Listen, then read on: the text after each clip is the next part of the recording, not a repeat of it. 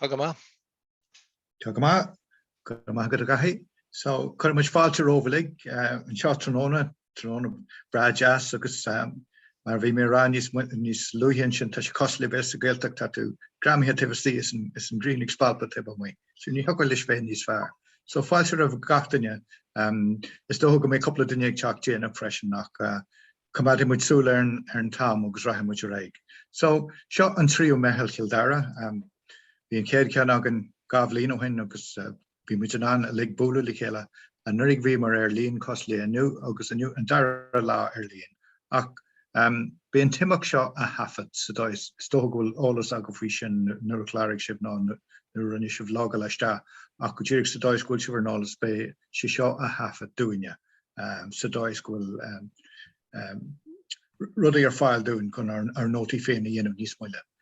Agus dar náid Tróna bé meascan idir cheachtrachtaí beo, daoine caintlinn beo, agus tafda atá déanta roimh réamh freisin. Agus iarmuid ó gcuoine fechar an cnupabag sin hís ar clé ag bun na Skylan, tá muid géirí ormh a bheith bailmh nó gan a bheith nach mííon fum ag obair.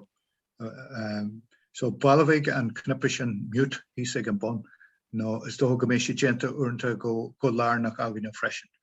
Má tá tú géirí labhairt, ní gá ach an bar spáis ach cumad síos mas riomhre tágad spéisbar a bhrú síos agus béún an labhairt nó breúir an cnapa sin miút hís ar clé. So sinna méid atáile rá gom faoi láthair.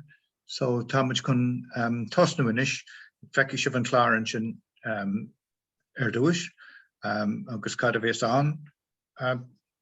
Feicim gúil airthú beagán sin béidir nílas agam bhfuil an clár omláin an ach tá muid ar tí tosnú le teachtracht ó níoseo Carol ardmhéra Dara.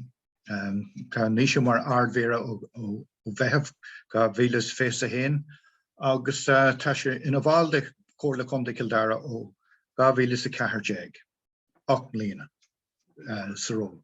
So níos. Gur míle mágat agus díobh a chuirde Gaeil tá an ásar me bheith lebanú de tríú Meitheal Dara bhbhailm cóirdas a gháil le Dara le Gaeilge agus ar bháil go háirithe as an ócáid seo a agrú rís de mbliana. Is léir go bhfuil an Gaeilin a dul ó neart Dara agus tá sé seo feicáilach i ngach áit a héim sa Contae.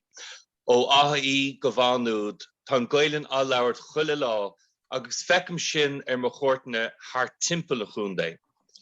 Ní bhán bhfuil béim ar an Gael scoilíocht ach tá béim ar rang na Gaeilin agus deis an teanga a labhairt. Tá me dána bhródúil gá Gael scoil a bhhagann i mánúd agus faoi dhearra Gaelchláiste bhánúd chomá. Tá mar charthíirlach ar bhór banistíocht an Gaelchláiste agus tá gairí go húntaach léinn agus bhhailm mas mór a cheolaigh Meitheal Ceonaín an príomhide ann chomá. Tá an Gaeilin lárnach in ngach óráid a thugam se agus le crinne an chóirla Contae inis. Chuma ómó se thuirt an na agrais Gaeilin thar timpeall a Contae.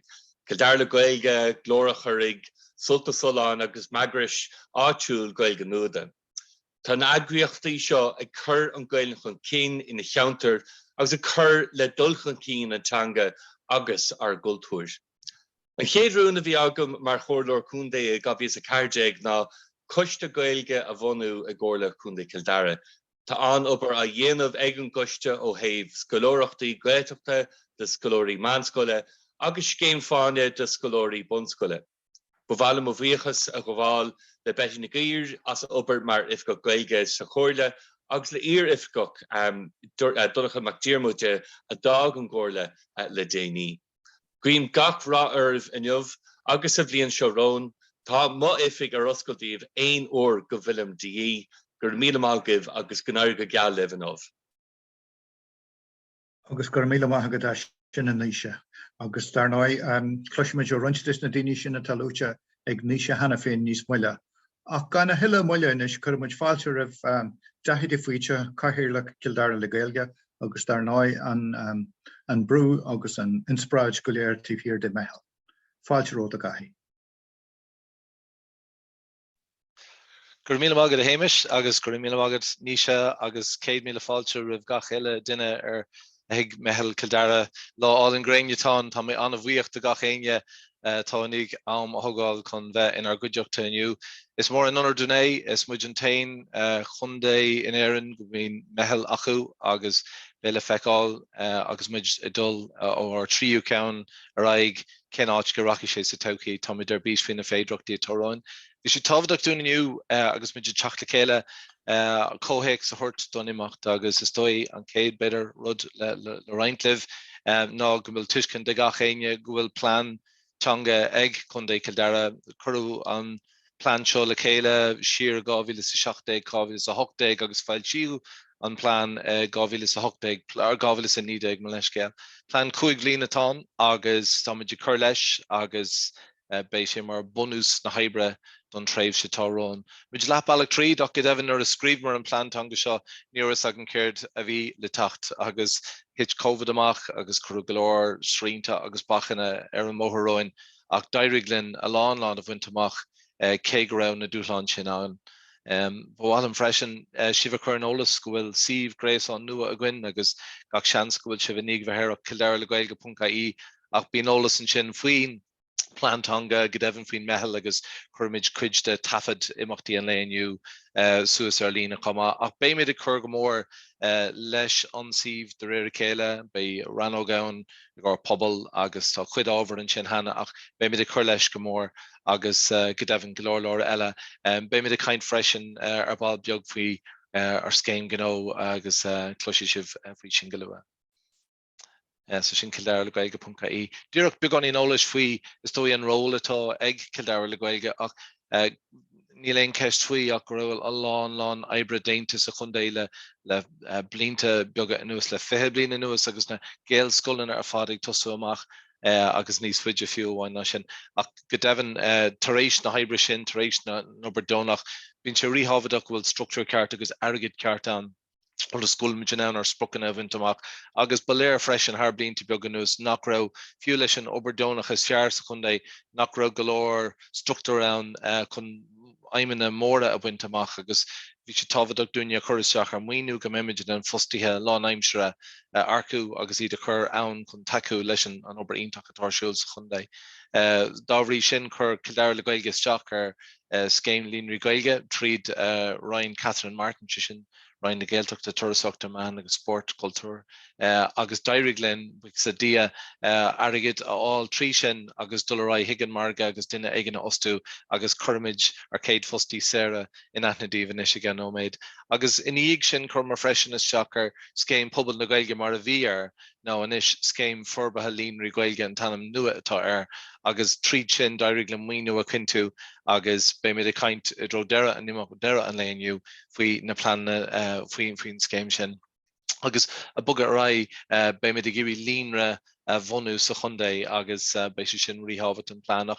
Mar is dói ról Kildare le Gaeilge ná bheith obair le chmhór le Contae Kildare agus leis na hagrais náisiúnta bíag sin glór na éil agus chunar na Gaeilge agus foras na Gaeilge sa eile ach an takeíoch ceart a chuirt don na grúpi atá sa Contae agus an gréas an sin arbert réir chéile agus sin atá ar siúlahain. Bhálam a bhuichas a gáháil le gacha le duine go dteann a thóg an plán le chéile an plán a scríb agus an obair deannach ar fad a rinne le blianta nuas is obair mhór é agus ní tharlóach sé gan uaireanta fada agus foiinemh agus comhaidbrúdan sco. Is dóid ar freisin just céim fá an plán cad is fiú é a scríb nó go méid deisina furlachanna ann de phobal na Gaeilge an Gaeilge a labhart so tá muid go deisina cainte a crothú agus í elam deisina fálam a crothú agus dairig go hanmhalinn sa dá réimse seo go dteann do bhór COVID hí deachreachtaí ach tá muid a bugad rá ag tá muid i géirí go mé líon na gaintúirí léthúla agus go seachtain sa Contae ag ardú. Sin an fág bhfuil an plán ann agus béle feicáil a mé tionchar mhór ag na himachtaí agus an obair fad a tuaisiúil chun difer a dhéine agus an déon ára bhí dul rá go dtíon céad bliain eile agus an bliain eile ní.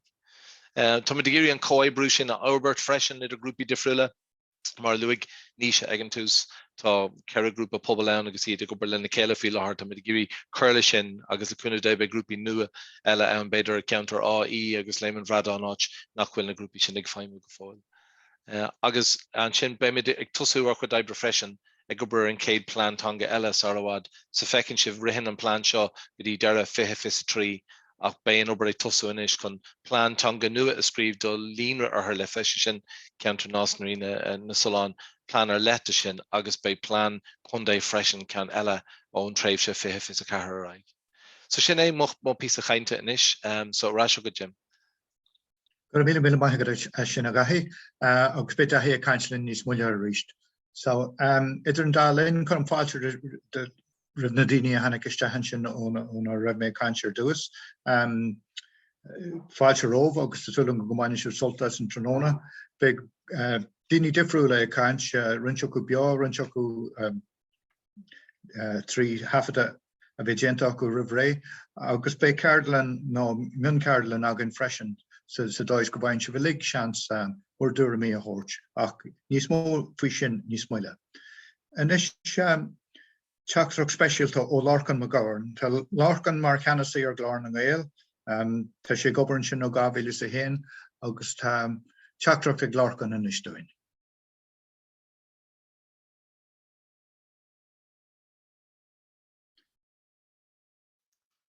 Well, a cóide, tá anáthas orm a bheith an seo libhniuh, agus is trúa nachfuil ar gcumas a bheith chéile in éon seomra bháin. Ach, is tócha, go dtí bhfuil COVID glánta ón sucaí nó glánta amach is go féidir is fearr a bheith sábháte. Méaracha crusáilte, go mé Meitheal 53 in áit éigean galanta i Contae Dara agus tá neart áitaní galanta i Contae Dara. Dara is onóir domsa é mar cheannasaí ar glár na Gaeilge an chaint garad seo a thuirt inniuh. Tá Gaeilge an láidir idir glár na Gaeilge agus Dara le Gaeilge le blianta fada anuas, agus tá mé cinnte go bhásaí an Gaeilge oibre sin sna blianta tá roing. Tréis tíim leis an gosta as an irid sin a bheith déanta agus forbethe faoi anam Dara le Gaeilge le tamla anuas. Sweenim siar beidir 7-8 bliana hin, go dtí an tam go mbeadh crunne réasún de rialta adaring, agus bid a caint faoi planana fad tréimhseacha an coiste a le na Gaeilge agus cultúr na hÉireann. Tugadh faoi próisis planála mar sóldíobh siar sa bhliain 2017, agus bhí mé an tóca ag an am leis an bailach ar tugadh faoin próisis sin. Agraíodh crunethe poiblí agus lurgaigh cóirle agus input ó aigris agsúla i Contae Dara agus níos fuide i gcéin. Cinntigh an próisis seo go mbeadh sprochanna phlean phréimhithe i bhíonta an phobal agus i bhíonta na n-aigris sin a bhainna glas as an blean. Agus tháinig an lá feabhra 2019 gur seoladh an plán agus bhí sé ionteach deas a bheith láthair i ceann carthú na cóirle aníthe sin. Le bheith anricliv, bhí méid an túram ag an am agus na cainteanna seo dul adring go raibh aimimena fad tréimhseacha an coiste ró úlmhíonach, agus go raibh an réimse oibre ró leathan. Is omí réimse clúdaigh agus bud a caiintear a drecht an phlean, ina measc an Gaeilge, cuasaí ceol tradiisiúnta, cuasaí éireachta agus comhdháil, cuasaí turasárachta cultúrtha, agus iad a fáilig feimú as lár ionad cultúra amháin.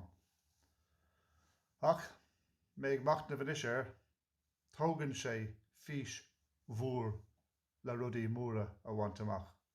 Mar hampla, fásan crán darach nó oak tree ó síl éonar amháin, ach fásan foríis garach ó annach chud síolte.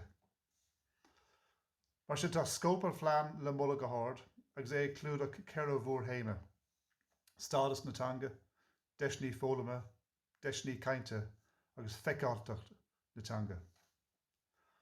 Agus an phlean á sheoladh a bhí feabhra 2019, ní raibh túram dá laiad agin cén cinál tréise a bhí roing, agus dar nói tá mé cainte tréise COVID. Ní leon áras ach go chur COVID isteach ar bhaint amach spriocannaí plán Gaeilge Dara mar a chuir sé seach ar planaí teanga eile fudfad na tíre. É sin ráite buanag roinntha amach go dáta, as ba cógamach an chuiste Harbheith bródúil as sin. A meas na lithe go rairigh libh a bhaint amach dar nóidtá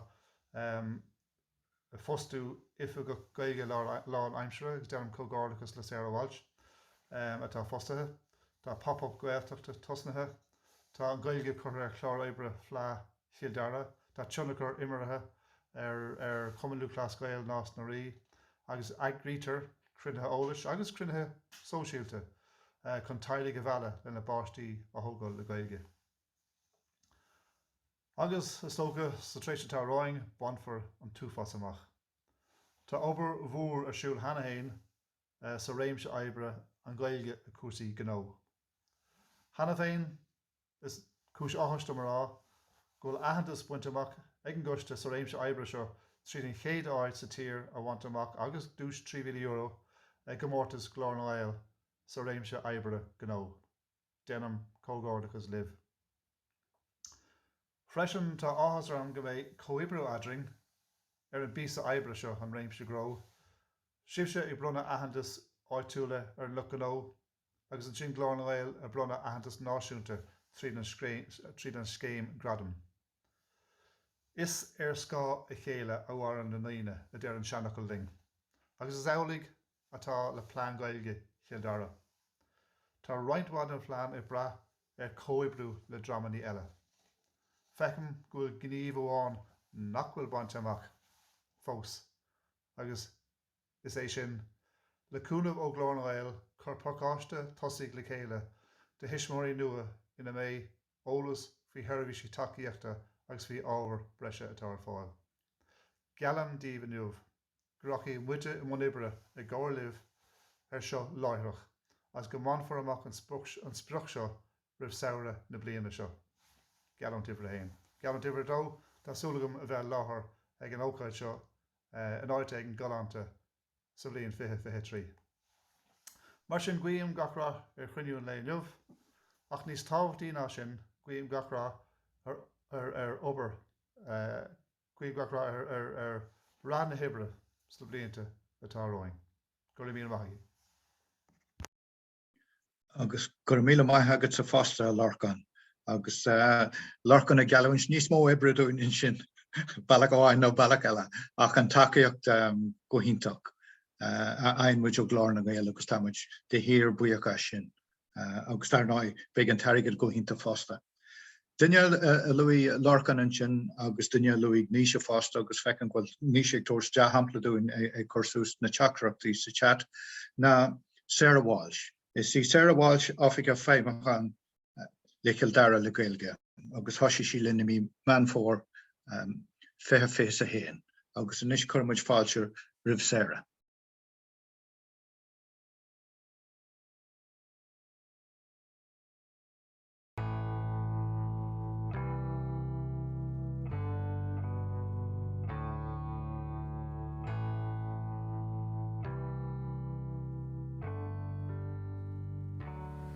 Tíochaí is bhí sin muíneachta agus tá amáchas armhaneoh go de an síí le Sarah Walsh atá ceapithe ina hefiigech fáinúchan le Dara le Gaeilge agus a riad mílí caite agus ról as ba de seanneoh riadblog anthe chudartha.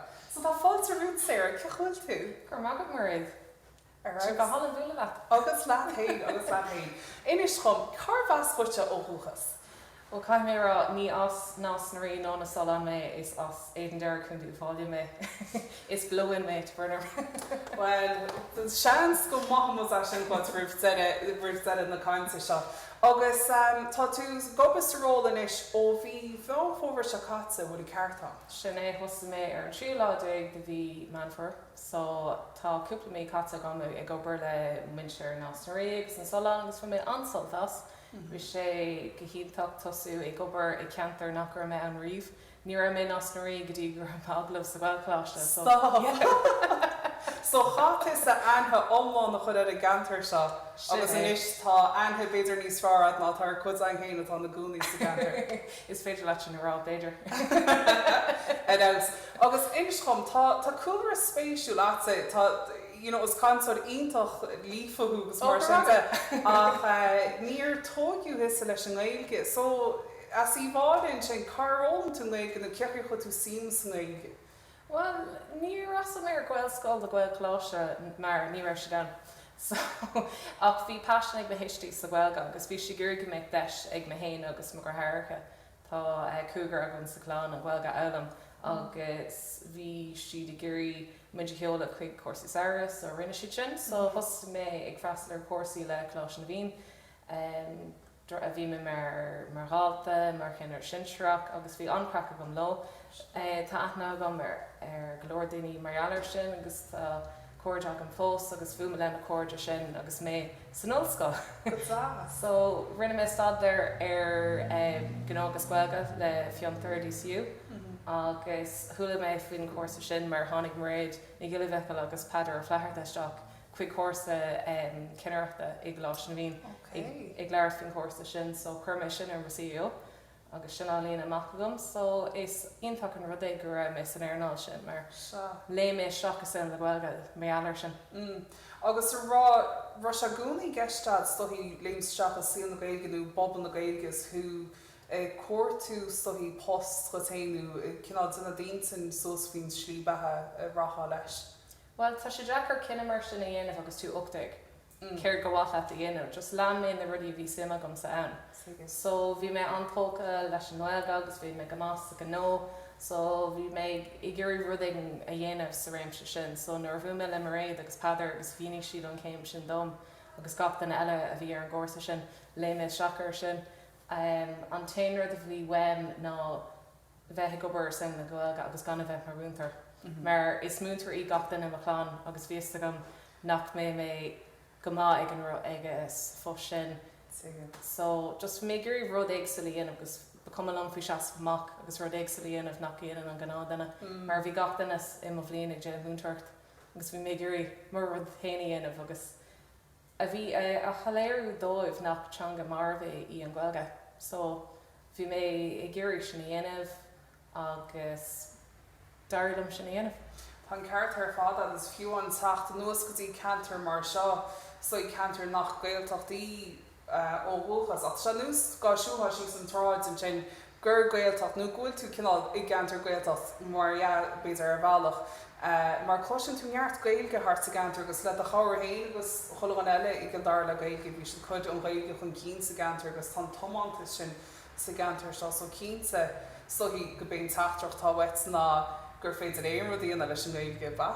Si é go dtír ní bhain sin múntarcht bháin agus ni méid ag spiocha as múntarcht ach tá bhd níos mó deisna an déobh na Gaeilge de le smuide sin, so tá ansim in as réig san an sa Gaeilge tá op nuascáil ann, tá gá Gaelpláiste sa Contae agus tá sé solar gohfuil ansim acu ann tuairt an Gaeilge pe level atá acu agus tuairt an rangana. Bhí thuchar chuidig mé leis na leirlinna rang na Gaeilge a thucrú ag tús na bliana seo, so bhí anéileh ar na rang na sin, bhí spás de fethe duine den trí rang sin agus bhí lista fethe an de fethe duine, so datha duine de gach rang. Bhí sin an agus leiríonn sin gohfuil passion ag daoine den Gaeilge agus mar go raibh si ag gceiste sin dhéanamh ar Zoom. Bhí si lán áfailte freastal arthú cumbil an cén áte bhfuil siad sa tír.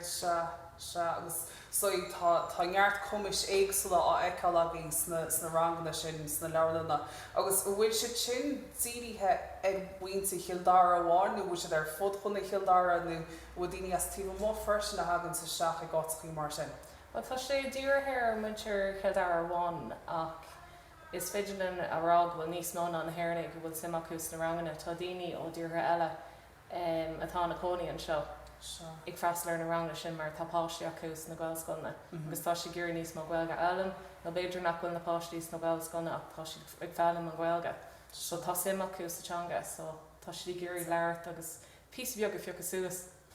Agus tá dá scéile a gíomh nach bhfuil Sarah I Gildar le Gaeilge, tá scéimú fógratha a gí nach bhfuil. Sin é tá mé bí se rag bhfuil scéim gnóchail ar seolta a gun inis. So leis an scéim sin takeí se le gach an nás na Solán agus nás nuirí an Gaeilge úsáid mar earlis agus go mbeidh sin margaíocht dhéanamh leis agus sé an Gaeilge chuir fáil chus marí a bhfuil ansim acu sa Gaeilge mar tá sé atá níos mó ná 8 míle duine an Gaeilge úsáid agus úsáidan siad é go léithúil agus é sin ráte tá 8 bhilscoil ann Gaelpláiste ann so léiríonn sin ghfuil ansim acu sa Gaeilge agus tá muid géirí chuir fáil an phobal. So leis an scéim seo ba na gnólachtaí in teachtasteach, beo si takeíocht weim agus ó bhór Kildare le Gaeilge, beo siad aiseolais fin próséis agus an curcan cína tá déanta acu. So fin scéim sin chuirmid rang na Gaeilge ar fáil dómh, so ba chuir leis an chuid Gaeilge tá acu termóliacht a fiúchas suas agus Gaeilge crin a eilm freisin. Rud atá táhachtach mar déimiid ar fáil dearmid fin tuise gine docht agus an mó ílach. So ní hé gur gáda se bheith lífa sa Gaeilge le tuairfinn scéim tá se ar fáil de gach ile duine gach gnó in Ástráig sa Solán. Agus tá idir bís an scéim a cheola agus ba mé buúla le glór gnólachtaí ag scapan scéil agus i mínadómh céir atá gceist leis ach an príomhrad ná tá dean le takeú lo. Níl siad ar scoil, níl siad tuairt faoi nóir teist ná an béal tríú táid ag gurí cuiide lo an Gaeilge úsáid mar earlis agus sin an príomhrad. Eras.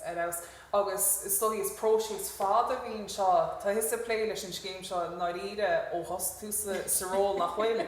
Agus céirt go dtíach a gceiste, bhfuil choppa ránóg difriúla nó cechaí se go le an meastóireach nó monotóireach dhéana in na ránógaí nó bhfuil ránógaí gceist leis. Well tá trí cuid de, so tás náid siad amach mar bháil.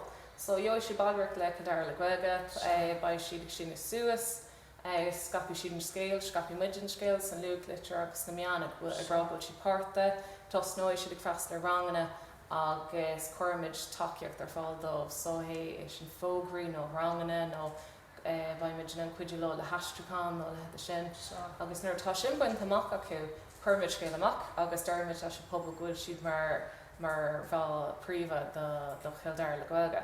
So le sin lenig si ra le na rangana chuir siad fógraí amach ag rá go bhfuil duine ex nó duine bháin service trí bhean na Gaeilge nó gá ceann gach chuir fáil agus leis an céim sin ba mé ag takeú lo agus a cuiidí lo olbhú don tríú céim agus sin atas náisiúnta. So nascan sin le glór an bhfuil agus an gradam glór an bhfuil agus leis an Q-work as Gaeilge. So tá mid sé géirí iad a olbhú agus iad le go méid siad réim muíach agus bhfuil cumas acu tuairt fin stadas náisiúnta le glór an bhfuil agus stadas idirnáisiúnta leis an Q-work as Gaeilge. Well sin agus cuion was gach rá an scéim sin agus tá mai cínta go mé feicáil brandach nó Dara timppla chunda agus timppla cheanta cínta se conríd 7 mí a dulchan cí. Ach sé cechaí ar féidir le daoine tágáil ina le Kildare le Gaeilge dámeach é cheist acu nó go mar si ggéir in isrúchannaí ina mad le aon imach tátarlú sa gúndaú sa gantar. Sin ag ddíir so féidir lo dollar sih Kildare le Gaeilge, so sin Kildare le Gaeilge.ie, rifos I heola pig ólas ag Kildare le Gaeilge, nó chapart I heola thugan ar na meán ag Kildare le Gaeilge ar Facebook, Instagram agus Twitter agus LinkedIn. Tá Jan freisin. Sinítás tangeart áisna sin leach ar Kildare le Gaeilge is ná bíoh drogal ar achtáil le gur míle má Sarah. Míle buíochas.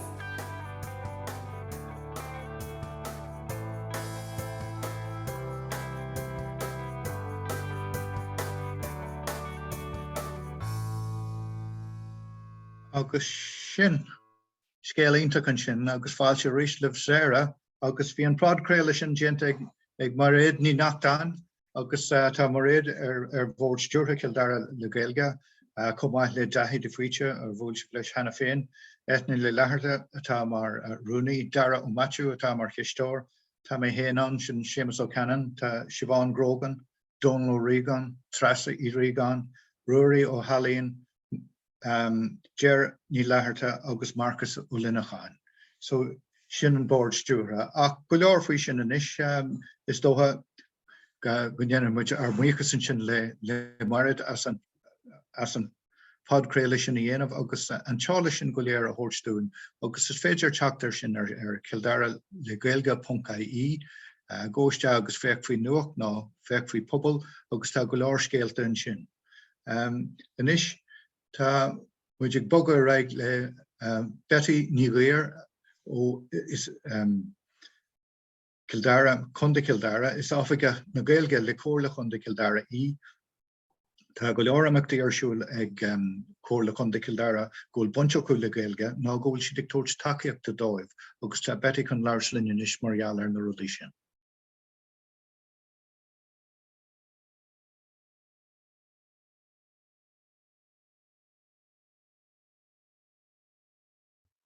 Díomh a chuirde. Betty Nígéir is anam dom, agus gur míle maithe goibh as ucht cur a thuirt caint libh inniu. Tá brónarm nach bhfuil mé ann a bheith an libh inniu, ach tásúla go minic sibh sult as an curtha láthair a dhearna mé hafad air. Díomh. So is ifigach na Gaeilge mé le cóirla Contae Kildare. Inniu ba mé ag caint ar scéin Gaeilge cóirla Contae Kildare, deis na tionscadal Gaeilge le éire Ildánach, imeachtaí Gaeilge le leabhar lena Kildare, le haghaidh seachtain na Gaeilge. Ar dúis, le raibh mé faoin scéim Gaeilge nua cóirla Contae Kildare. Seoladh an scéim leis an cóirla Contae le fuaimh chuig an Rhein agus chuig an Ara i fiche fis a héan. Agus tá an scéim fós leis an Ara ag fannacht le haghaidh fuaife. Anis le raibh mé faoin píosa deis na tionscadal Gaeilge le héire Ildánach. So tá roinnt tionscadal Gaeilge ag dul ar aghaidh faoin scéim éire Ildánach fi láthair ar nóid an ceann sult na Soláin le haghaidh féile seachtain na Gaeilge. Tá agus sampla de tionscadal Gaeilge le éire Ildánach ná an tullag litirthe a trí a tharla sa fiche fis a héan agus imeach litirthe a ba san imeacht seo le Tristan Rosenstock agus Liam McAuley ó Ollscoil Bhanúid. Chun cúras Jack le haghaidh spearánachta le haghaidh tionscadal is leor dul chuig Steve Grayson Creative Ireland a thuirtas a cúras Jack. Agus is é an tainú lá is 20 Márta ag go cúgaclog san Iarlán an spruchdáta le chúras Jack ar dúis spearánachta. Agus feici sibh ar taobh na láimhe deise an Steve Grayson éire Ildánach le chúras Jack ar spearántacht. Anis le raibh mé píosa beag faoin imeachtaí Gaeilge le leabhar lena Kildare. So tá roinnt imeachtaí ar siúla goin le haghaidh seachtain na Gaeilge. Bhí ceartlinn drámaíochta ar líne le Clíne de Brí le haghaidh páistí ó séomhlíne go 2010 díos. Bhí siúlód Airg Gúlar de Chuoine Fásta an Muifín Spéir le Richie Conroy i Barc Faoise Gaonach Ia. Bhí Curt Údar leis an Údar Muirle ní Chiamháin via Zoom le haghaidh bunscoile idirtheid nua, agus bhí ceartlinn scríbhneachta le Machán Magan de Chuoine Fásta againn.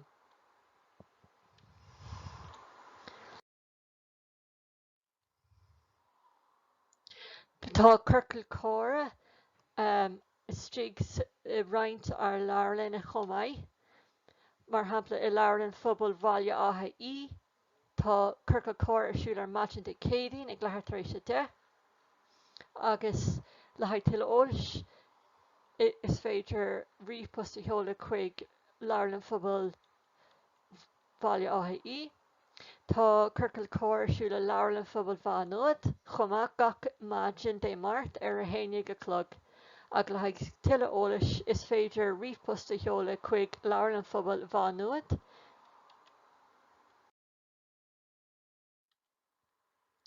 Agus tá curcail cóir ar líon ar siúil a gcuin chomaid, mar hapla I baile Dara, bí curcail cóir ar líon ar siúil ar an bhí ceann ar siúil ar an tríú lá mí na Márta, agus bhí siad ag céileadh lá domhan den ábhar. Agus tá curcail cóir ar líne ar siúil ar go cúgu lá déag na mí na Márta le leabharann phobal bhanóid, tá fáitriamh coch agus is féidir áite chur an áirithe ar Eventbrite. Agus ar dhear tá curcail cóir le Dara le Gaeilge ar an céadaoin de gach bhí ag 10 clog I ggófartaíocht le seirbhís leabharanna Dara.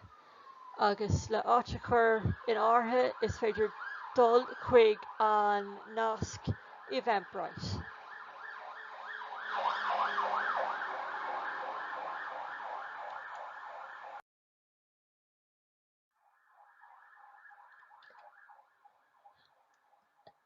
Agus anis ba bhaitlim labhairt píosa beag faoi rangan na Gaeilge de chuoine fásta ar líne atá agu ag seirbhís leabharanna Dara. So ba rangan na Gaeilge ag tusnú ar an tríú lá is 20 mí na Márta, ba siad ag dul aráig ar feadh 8 seachtaine, agus tá rá tá 3 leibhéal agsúla, tá bon rang ag tusnú ar an tríú lá is 20 mí na Márta, ar ó 6 clog san Iarlán go dtí 7 clog, agus is féidir chur an áirithe áit chur an áirithe ar Eventbrite. An sin tá meán rang ag tusnú arís ar an céadaoin an tríú lá is 20, agus ag ó 4 tar éis 7 go dtí 4 tar éis 8 san Iarlán, agus arís is féidir áit chur an áirithe ar Eventbrite. Agus ar deireadh tá ardrang Gaeilge ag tusnú arís ar an tríú lá is 20 de mí na Márta, ba sé sin ag dul aráig ar feadh 8 seachtaine ó leithart tar éis 8 go dtí leithart tar éis 9 san Iarlán. Agus is féidir áit chur an áirithe ar Eventbrite. Agus ar deireadh bhaitlim roinnt eolais a roinnt libh Meitheal ar rion scéalaíochta a d'eagraigh seirbhís leabharanna Dara bunaithe ar an leabhar Gansaí Atto le Saigh Devlin, agus tharla an rion scéalaíochta ar an gcéadaoin an tríú lá mí na Márta ar ascail chartún a Manúid, agus turfar cóp den leabhar Gansaí Atto de gach ionad luath eolama I Manúid.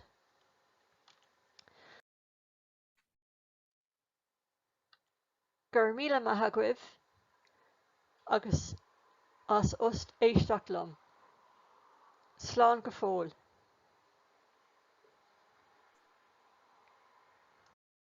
Agus gur maith agad sa fásta bheití sin Betty ní gcuimhar ó chóirla Contae Dara áfagach le Gaeilge, agus tá muid anna bhuíocht ó chóirla Contae Dara don takeach do chuid siad dúine agus don Gaeilge.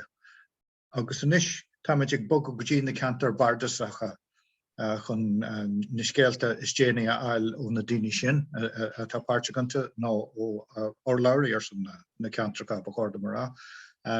Mar a higann sibh is scágrúpa I Meitheal dhéanann iireacht gachród a cheangail I chéile agus na grúpi go léir a hóis le chéile agus grúpi nua sprága fiú. Agus an chéad grúpa a bheits agan na glár an choraigh agus tá cín de róiste chun brunna óhairt dúin. Fáilte róta cían.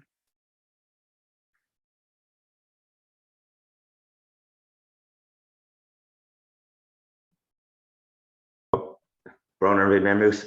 If I have make us Jim? féidir cinse agus deasú eáil beo an sin a híon. Gohínta chunáte Jim Tá go hínta tá mé rás. agus déach a géirí má sáán a reinint le an seo. Sé gobardíhann sin? Tá sé gobar? Well, Neil is tá duchid slean an agam sa cín, so just abalum nar tatu a géirí an rum mé right, tá gachar drain, ní gaithí tú discáil an hain roiint a chur a Well, dí gachtainna is mis a cín de rósta, is runúní méid an grúpa glór an Currig, agus ar dús bud mar agur mína maithagwibh go Jim agus Dáhí agus Sarah agus gachtainna I Gaeilge le Gaeilge as an ócaid seo agrú is go híntaach alán aigna eáil agus bhfuil an sim sa counter win ar Gaeilge úsáid. Tá man seo nniu can leirlih faoi glór an Currig an grúpa hosítar túpla blian ó hin Gantar Kildara agus Gantar Droichead Nua agus Baile Kildara.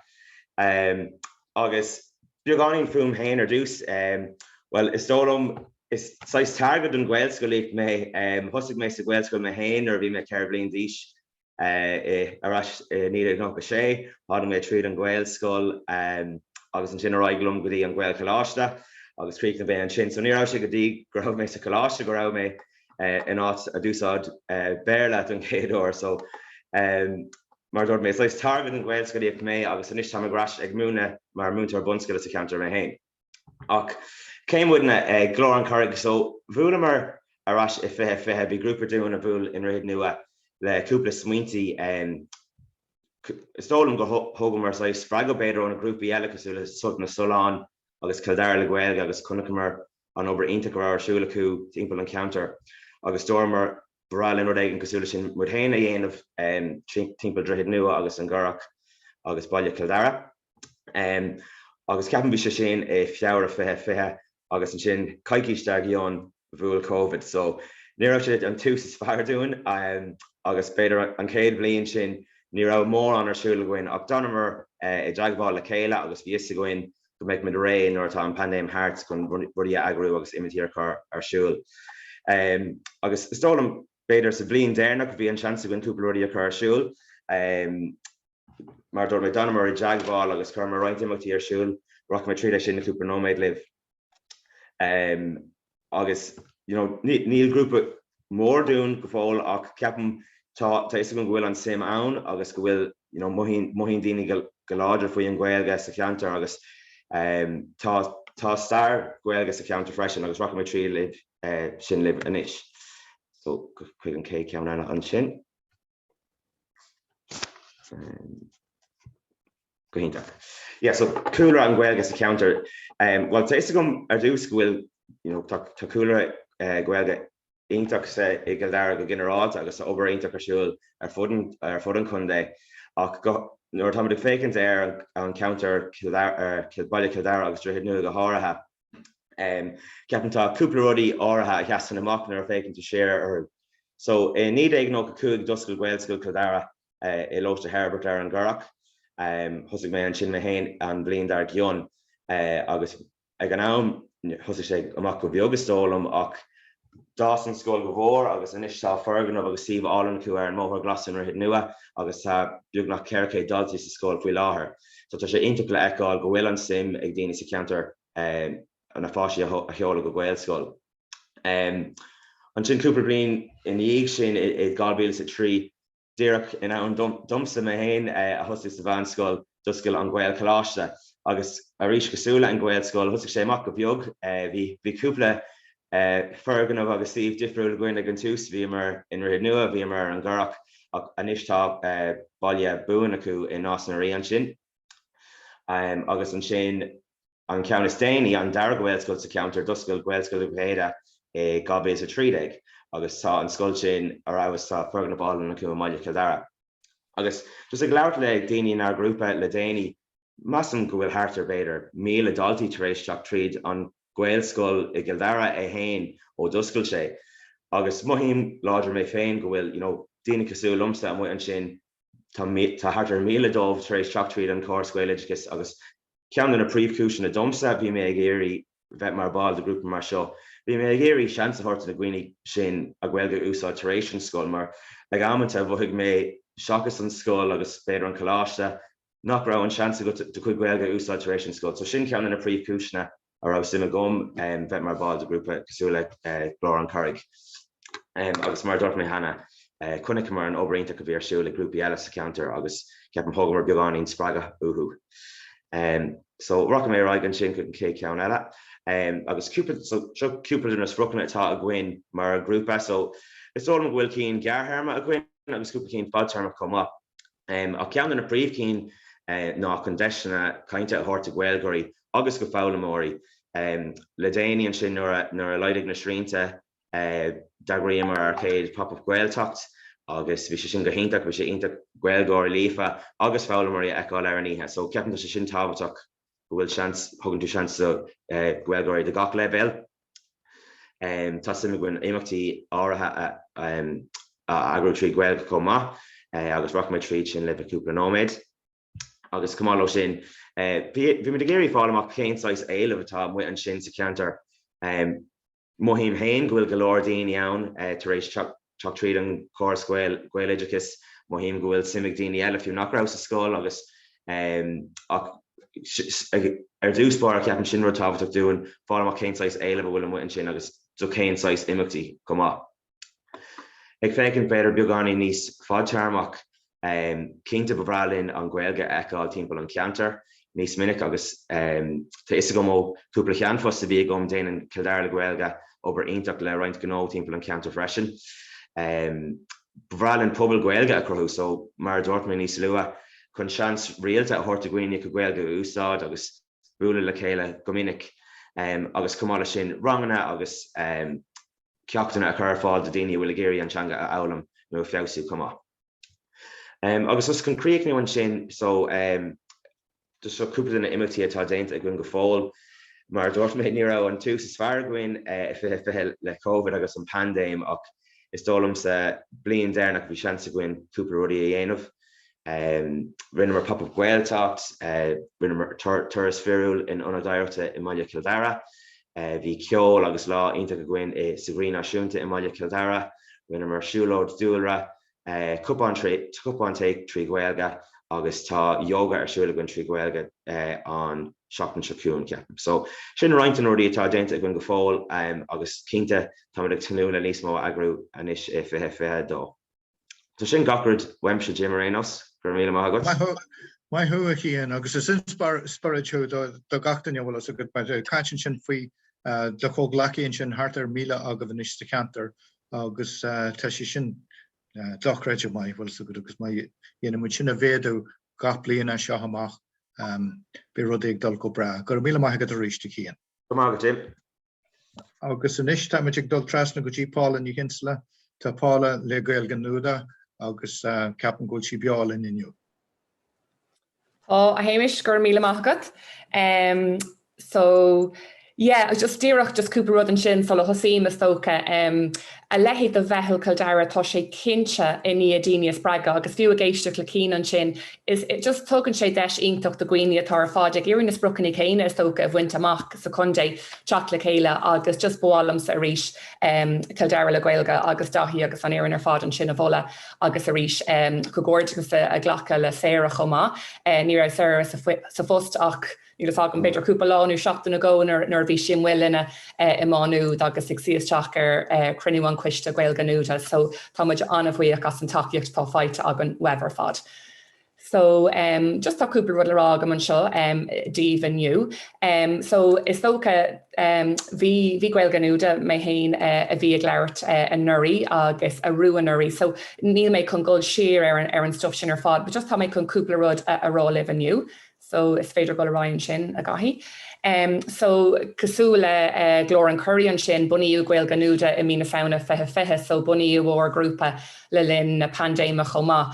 Ach bhí roinnt imachtaí fiúla aganne agus bhí freastal ionfach orthú ar fád agus cosúla leis na drama ar fád a Kildare thuigemuid go bhfuil an taobh an muhin sin agus go bhfuil daoine brasásta teach agus takeúlinn. So dar nóí tá déintach sásta inis scuimiid an boga a rá agus scuimiid an imachtaí fisiciúla inis a chur bon.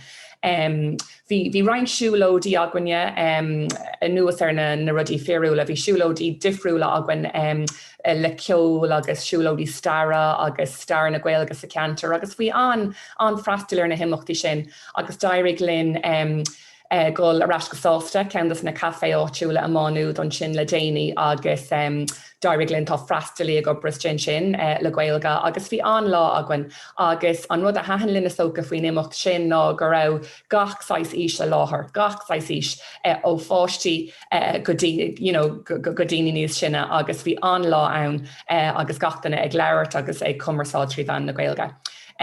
Is tóca ónám a bhí mar ag leabhart an nuirí tá Gaeilge núda i ní orblan féin a chur isteach sa phlean cuaig bliana don Gaeilge atá ag Dara. So dar nóítá an cóp cruúa fáiltethe, so níl sé sin ach an cóp atá ar fáil ar lína agus tá sé sin fós ar fáil tríd Dara le Gaeilge agus sult na Solán an sin, tá orgcuid is hin sin comá. Agus is tóca cosú leis na grúpaí ar fád anna chuid dus na sprucaní is tóca mar an ggéine an sin le Dara le Gaeilge agus a géiste le cín an sin. Tá na réimsí ar fád ann agus beidir an nós an rud a dúirt lurchán an sin ó glór na Noel níos luúthe.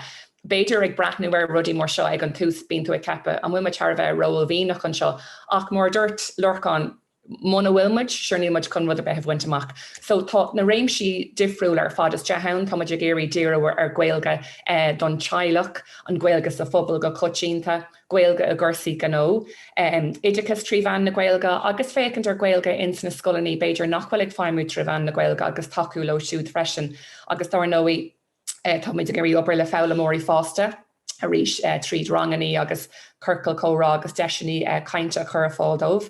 Tastín wem is soca bheith gobar leis na grúpi pobl agsúla agus ferbert an línere lo siúd onas goméach an obair sa Contae ag gaiir níos loidre agus fécinn ar beidir na servicí peblií freisin agus just cin tú dhéanamh gohfuil deisianí, fear deisianí ar fáil a gcuoine tuairt faoi a cuid oibre agus a cuid gnó sosiálta trí bhean na Gaeilge.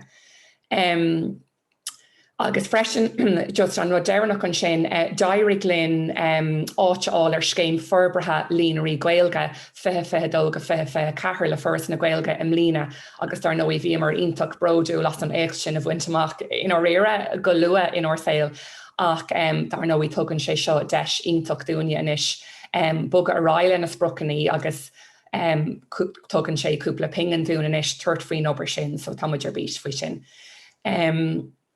Is féidir go rain sin dahí gur míle mágad. So just is soca just bhrálam sa gá imachta lua iniu libh tá trán a gceist nó quiz agratha agan don bhórt seo. So is cinálín có-imimecht idir Gaeilge núda agus ollscoil bháúd takeíocht fáite agan na seachtain na Gaeilge comá. So ba aníthe a gceist an seo just táidir bula i Brady's Clockhouse i Mánúd.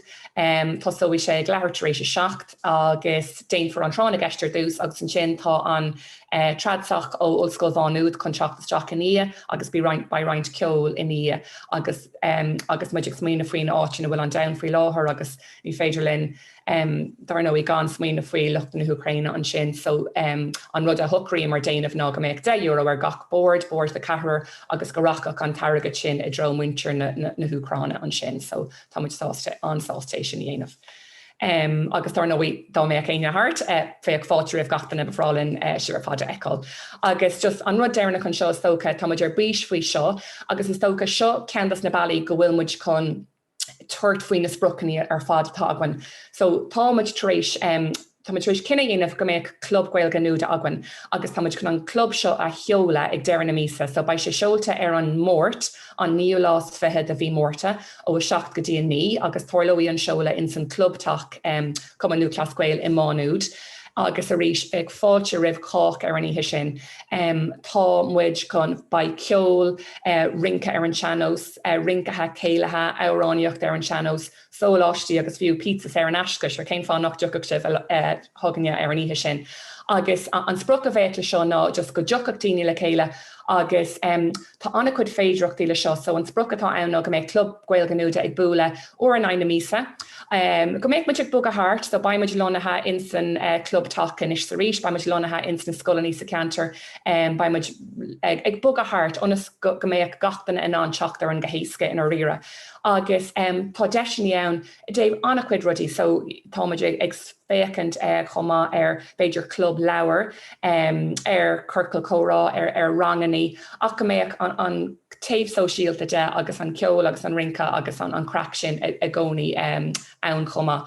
Agus cosúlibse cí an sin glór an curry, tá reintíní taréis yoga trí Gaeilge a lu í chomá, so seans go méid cúpla sesiún de sin ar siúlagan. Agus an nuas sin just tá sé fecathe I máúd ghfuil anspéis sé daoine in imachtaí siúlóide taréis dún cúpla rud a agrú, so tá muid ag fécant a ráin sin, tá is gon ghfuil drám sa Contae hena féin agus rachtálann siad a cuid siúlódaí trí bhean na Gaeilge, so tá muid I tosnú an córá lo siúd agus tásúla go méid cúpla imacht eile fógratha agan a ríist go lua. So rís fáilte over fád chuig an seola seo agus tásúla go bhásach an club Gaeilge Nuada agus go digach daoine go bhfuil fáilte rih cá agus ní hé go méid ar gcuoine teacht gach mí ach go méid is acu go méid siú gach mí agus go bhásach sé in sin. So in ar sin tá sleán an bháin fách an sin go bistam ó a gachéan fá go leiscéil, so a rís agus muidir fáidir gobar as lábh a chéile buchas le Dara le Gaeilge, glór na Meitheal, oscail na Héireann Mánuad, forras na Gaeilge, seachtain na Gaeilge, mar gan na dramní sin na le ní bhéimiid san áit ina bhfuil muid fao láthair arnóí, agus díreach just conas teach the jaagháil in agus is dócha baimmuid aine atá géirí a bheith pórteach linn seolalaí rifuist chuig Gaeilge Nuada a hain ag gmail.com agus curthamuid for sunraí leis na listí teagháilethe tá agan agus gachúpla seachtain seolamid amach nua honrú faoin na himachtaí a bheith ar siúlagan, so bheith sibiste sa choras sin agus ní caiileach sibh amach ar réonrud. Agus beidir just an rud dearnach a dhearthaí mé libh má bhíonn sé gceiste goibh agus tuigim orintanta ní bhíonas a go dtíon nó mé dearnach ach má bhíonn sé gceiste goibh beidir teacht agus a bhelinn ag seola club Gaeilge Nuada ar an níú lás fehead a mí mórta. Bheith sé ionach just tá seolach sibh riomhfuist tugan lín amháin ba mé libh onas go méid ná just na sólátí agrúd a gachtainna ar níthe. So a rís gur míle maithagah go gachtainna agus fairplaidíh achsucht Meitheal agrú ríis lína. Agus gur míle maithagad sinna fála tá tú I géirí muidir lige bhela trasna go manúad agus tá sé gobar. Gur maithagad a ríist. Áród gur míle mágad. Agus Luig Paul sin bhfuil agad an buntetá goil sin Cumann Lucas Gael Hallan sin, agus tá ag bogan is gotí a hí áit bhfuil Laura Kinahan tá bunteach leis sin Cumann Lucas Gael hís meile a í.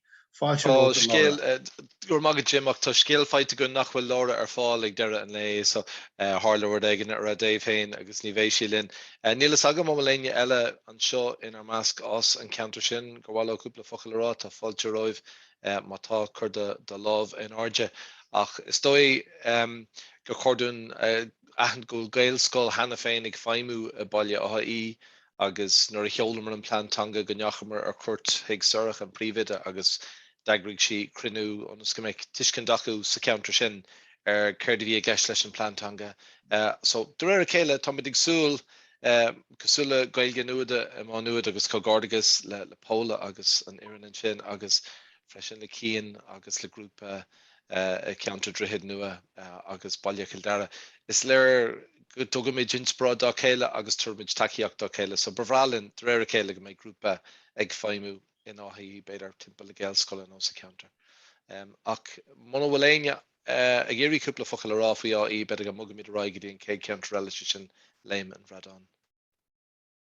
Agus is tócha bhfuil agus dahé a caiint sin tá dahé ar na crupaí freisin I héana agus séra bhí buint caiint fi séra tá go leir agrathaí ag séra dar náid bhí go leir agrachan le déana bheici le Meitheal fé sa fé dó agus gur maithagad a ríiste sinna séra agus mar déirmta dahé gobar ar na crupaíonn sin ach an is táid gon flusin dó cíar nó rathalaí a tá mar phríomhaide I scáil gálaí. Second Owen Jim Tommy and Nick on Ishancha Gaeilge Balakagan. Balakagan. Shalaka Tashi. Well, ní hoga sé. Tashiagam. Ní hoga sé bhádar teach. I'm with the art. Díomh Gaeilge, agus go an deise thuirtam leart ag an Comdháil in Jobh, Comdháil Meitheal Dara, maidir le stadas na Gaeilge agus mar sin Davis leart le Seán, agus le Sarah le déine so go maith go as an gcuir seo thuirtam is ó am ran nachfuil me beolibh in Jobh ar maidinú ran hána, tá mé gafa go man in Jobh le cuasaí CLG agus faoi láthair tá mé ar scoil gan ar scoilí Gaeilge, ní mé las mu tá mé i seomar trí faoi láthair tá siad imethe síos chun Right, drumador dhéanamh agus tugann sé sin deistumsa mo chur láthair dhéanamh bunithe a cadtar siúla 11 bhradán, maidir le stadas na Gaeilge agus scoilí Gaeilge ach go háirithe. I dúspáir statistic beag, déanaar 2016, 11 bhradán ar bhd trí ar an liste maidir le Baltacha las mud an Gaeltacht le líon na Gaeilgeoirí. Tá mé dibhre trí taobh hir de manúd agus litir ceann sílam. De can fhí sé bliain ó hinanis. Statistic simul ach tá níos má simime gom sé bhí practicúla agus gníomhíochtaí practicúla a bhfuil ar siúla gona seo sa scoil maidir le stadas na Gaeilge agus an Gaeilge a forchlan cín. Ok, stratéisi. Daoine is spreaga I dro leabhart na Gaeilge. Taring siar sin céim amháin agus sílam gur an céad céim ná daoine is spreaga I dro a bheith compórdaigh ag éisteacht leis an Gaeilge agus sin ceapam orintha léimean daoine isteach a chur brú a bhaoine leabhart agus caint agus cumarsáid agus chóra a dhéanamh rothhapig. Daoine is spreaga agus a bheith compórdaigh ag éisteacht leis an Gaeilge ar dús. Cuir a thuirt a chuoine teach de curcail chóra ach gan éon bhrú or rud a bheith rá agus tugadh sé de réir a chéile. Tugadh sé de réir a chéile cinnte. As an éisteacht tugadh an leabhart agus as an leabhart tugadh rangan na Gaeilge agus an snas agus tá daoine ar an móthir an sin. An Dara rud is tócha nascanna láidre ag an scoil tá midna mar chríoláir don Gaeilge I chomhphobal scoil Comdháil Gaeilge. Tá sé antabh a bhfuil nascanna cinál cíalmhre agus luachmhre a gcuin leis na grúpaí eile sa chomhphobal. Cosúil le Winter Ceoltas a bhíonn san seo gach ihe lún, cosúil le Winter August a bhíonn san seo ihe hatharan ag takeú le déagóirí an chomhphobal. Cosúil le Winter CLG léim an bhradán atá lárnach an seo le blianta nús agus Winter CLG na Gaeilge a leabhcán. Tá mé héim mar bhil an club sin agus anna himúil go bhíad an 10 clubs tír las mud an Gaeltacht atá ag feimú tríd bhean na Gaeilge. Tá nasc láidir denta acu linge im lína agus is mór doing a cuitaché agus mar sin de. So tá nasc na fear havatach ach tá sé freisin táhaach bhfuil íchaintóirí ar a chumpád ag tachtasteach ag leabhart ag dúsáid na cúpla focail atá acu. Nach go léon brethúna sa dhéanamh gin orthú agus mar sin de, mar lu mé is daoine a bheith compórdaigh ag éisteacht leis an Gaeilge atá táhaach. Síhanna eile an sin ná is do go curcail chóra deise thuirt a hisismathirí crunithe na Gaeilge a dhéanamh oscail agus a gúna as Gaeilge beidir agus rangan na Gaeilge níomháin mar bhfuil siad ar fáil ar an siad scoil go minic roiint ólas le tistí faoi bhfuil siad ar fáil tríd an conrad nó chuig grúpaí eile cosúil le na Gaeilge agus mar sin de.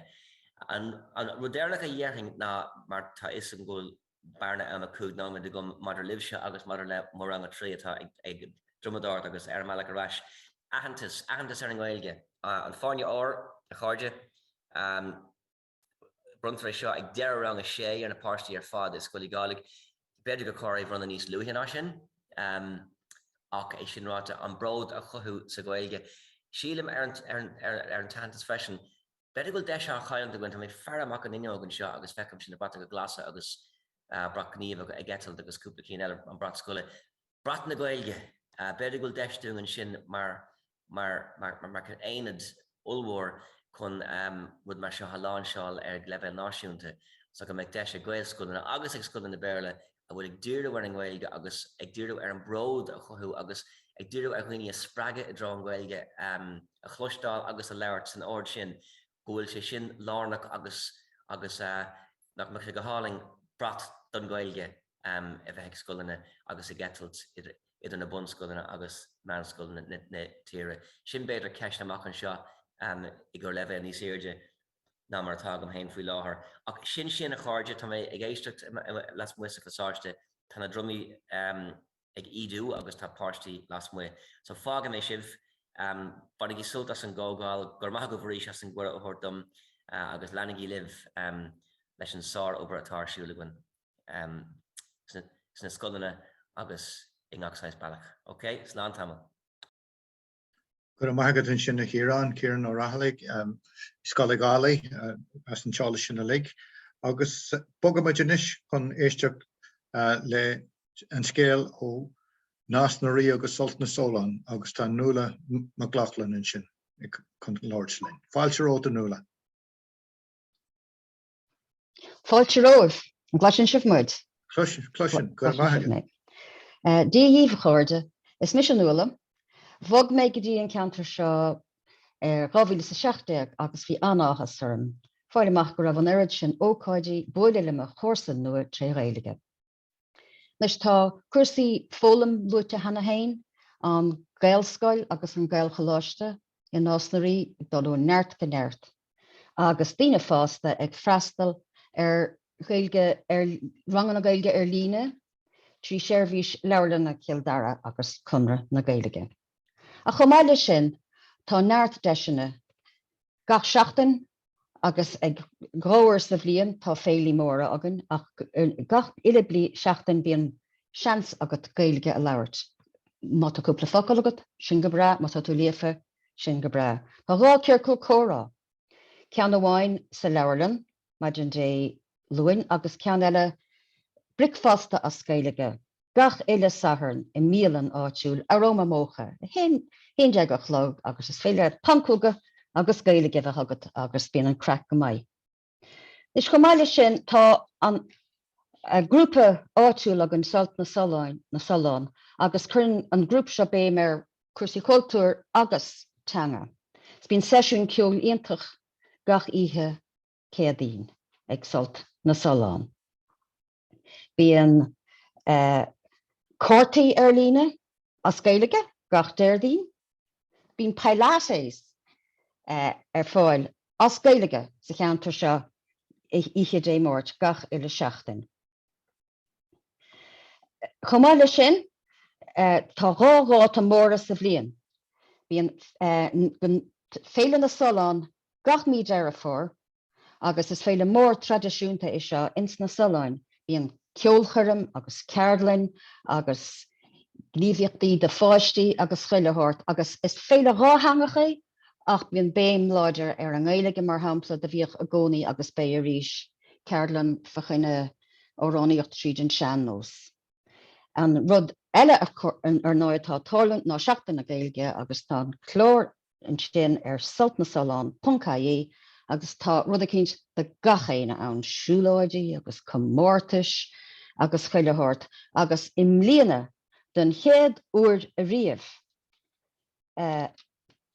Tá féile sráide ag tarlúid lálapóric féin agus bé a rís bé ceol, bé drámaíocht, bé chuileathirt ag tarlúint seódanna don clán a lig agus críochnóid sé le céalaí. So tá gach seirtrád ag tarlúint sa cheantar seo tá Gaeilge brabio tá áthas ar marrá agus críochnóid mé cos le gachéine eile chun le fáilte mór ribh séire. Gur maithagah. Míle maithagad an nula agus súla go bhíon an amse go deasan sin don féile sin ar leir le fáilte. Ó bé. Go nibreún gafród amach mar sin. Gur maithagah agus sin rinstas na bardas in sin ag leirslinn faoi an méidetáirsúla acu agus mar a dúirt cían in sin ar dús bhí sé deacar go láras ó ag raibh muid glasailte síos ach fós feice mu scúil an méid ar siúil is tá corníine orn tá sé go hínta gur fad. Agus inis tá teach gotí ar ícanseir an tróna aniu na seán ó faríal atá mar chean cóirla agan agus mar heachta darla ar dús agus mar chean cóirla. Tá seán gníomhach agus inglúiseach na Gaeilge agus páirteach inglúiseach na Gaeilge úna raibh sé héin ar scáil cos a leatsan sin na híon agus dar lá tá anmhainte aige agus glúmhainte aige le idirchas sa Contae freisin. Agus is cósan le mo chuid hís an bóthar an seo so fáilte róta ceann a ríist. Tá sé just ag teachtasteach inis. Ó tá Seán go dtíra ag teachtasteach Ar agus sin Sarah beola in inis bhí mé caiint fód. Bhí a gon greibún sin ar na crepaí, so feic daoineú sin. Bé me ghlacha le rint ceistena má éon ceistena ó híh na Gaeilge é agus rudí mar sin ar cheáin, is féidir iad a chusa chat. Agus déanana mis scagáirú agus má bhíon an tam a gunne gin dear a ghlachamuid le rint ceistena in sin. So éon scéal agad héana Sarah inniu? No, it's just ansá bula liver fads agus is ína go rud gur deise gon bú ar fád le chéile. Just sogan go maiid na mé dhéanamh bhí ggéirt go fisiciúil an cébí eile. Ach fós é sin ráte Darlinn bula an seohanniu agus é fiú greenverniu. So sé Jackar bheith tah sé an nuirtá an green ag tanach thar an sin dhéanamh. Well sin é agus fecin freisin agus tá mé cloisiir a rasin sin bhfuil agad. Cé na bhfuil tú ach linne ó manfór go chuirtú aithnéar go láirdis na daine atá páirteach linneniu. Bhfuil agad agus tá sin go hinnta go raibh tú ábalta sinna dhéanamh bhfuil agad agus gohfuil daine agus agsúil go mór leis sin bhfuil agad mar tá tú ábalta rudaí a cheangail le chéile. Agus When mé an fógá sin bhí sé go híntaach búla na dramana agsúla agus daine agsúla tá ag obair gur time sure seo is tá go leor passionna agus tá sin go híntaach le feicáil na grúpaí agsúla. Agus tá tosaigh fecinn sé an scalan in sin an bhfuil is agad ar hanig Seán isteach go fáil nó muid fósaigh fanachar. Ó tá Seán an inis. A cheann fáilte rótan sin. Gur mé agad Jim, hí Jackreachtaí agam fáilisteach fhí sé beag gan níos casta ná mar I cheap me fáilisteach tá brunnar bheith déanaach tá mé seoin is sé rénos. Tá tú dír canám arnos. Go dtíra canám agus bhí Sarah ag rálann go raibh tú ar de bhealach bhí sicí é sin. Idir an dá len bhí mit éis rála daoine ghfuil tú páirteach in glúiseach na Gaeilge le fada an lá na raibh tú héan ar scáil. Agus Comdháil sin go dlúháinte agad le Idicus sa Contae agus na rólanna eile atá agad I cumad an drám sin ciún hús sa dá fásta. Yeah. Well, look, dús tá orm bheith liv inniu agus má an rud é cuire áil teach go dtí leheadta ócáid speisialta seo. Tres líam liv as an obair ar fada tá a dhéanamh a gaibhs timpeall an Contae tá sé fiúntaach gan áras an obair ar fad.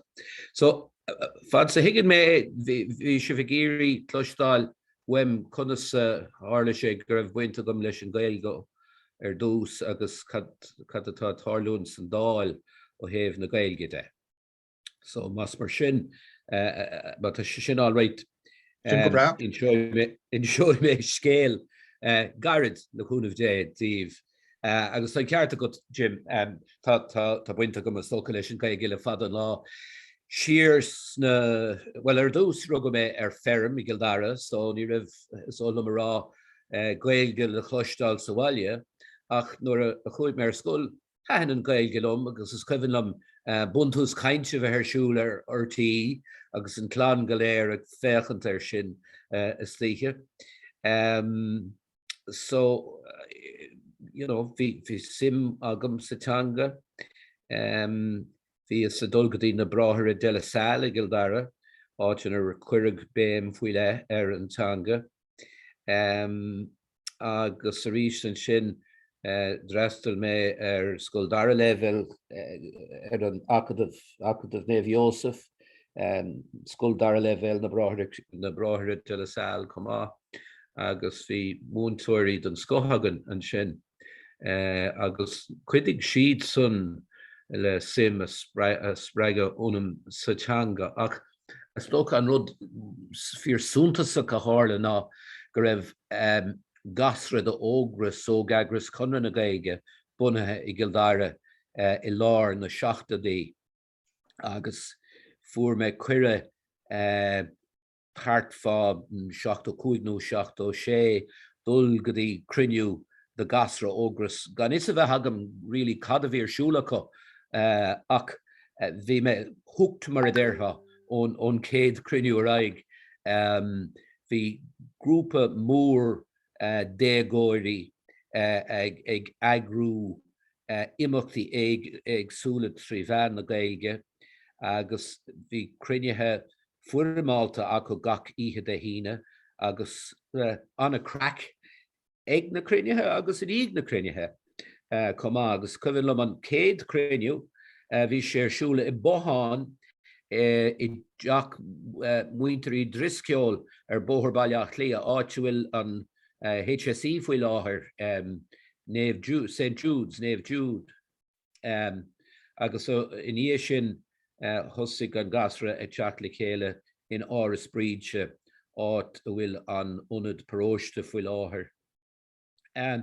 Agus ógras sna léhananta sin cad rinne siad, well, agri siad céilethe san CYMS, ceol cuirmacha, agsúlas cuimhin tlanad a teacht go dtí ócáid a dagrig ógras, na Fury Brothers, na Cassidy, agus imachtaí eile is cuimhin bhliain amháin hí Olympica ógras sin deire seachta na sport den na gasraí fad fud na tíre siúl. Agus tháinig an tógtarrán ag an nám sin Carúla Dálaí chun an deire seachta sin an láinseáil. So, bhí an grúpa daoine Harbheith gnóthach sa cheantar, beidir sús le trocha daoine óga ag gníomhú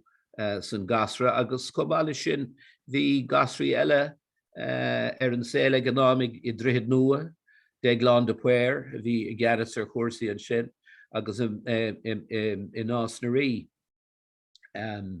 Scuimhin chuirme aithne Mary French, bhí in a fulatóir áitiúil feadh raibh blianta, agus í buinte leis an gasra I ddrithid nua.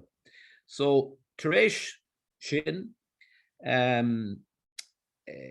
fuair mé post le bardas bailach lia, agus bhíos mar réon le beag na gaptain ag an am cónaí an árasán im lá lia, agus im gcuideachta an sin bhí lead gur bhfuil mé leis trí ógras Cathal Sharkey ó Droicheadacha, 4 Gaeilgeoir, den an ar leabhar riamh éonrod ach bháin Gaeilge.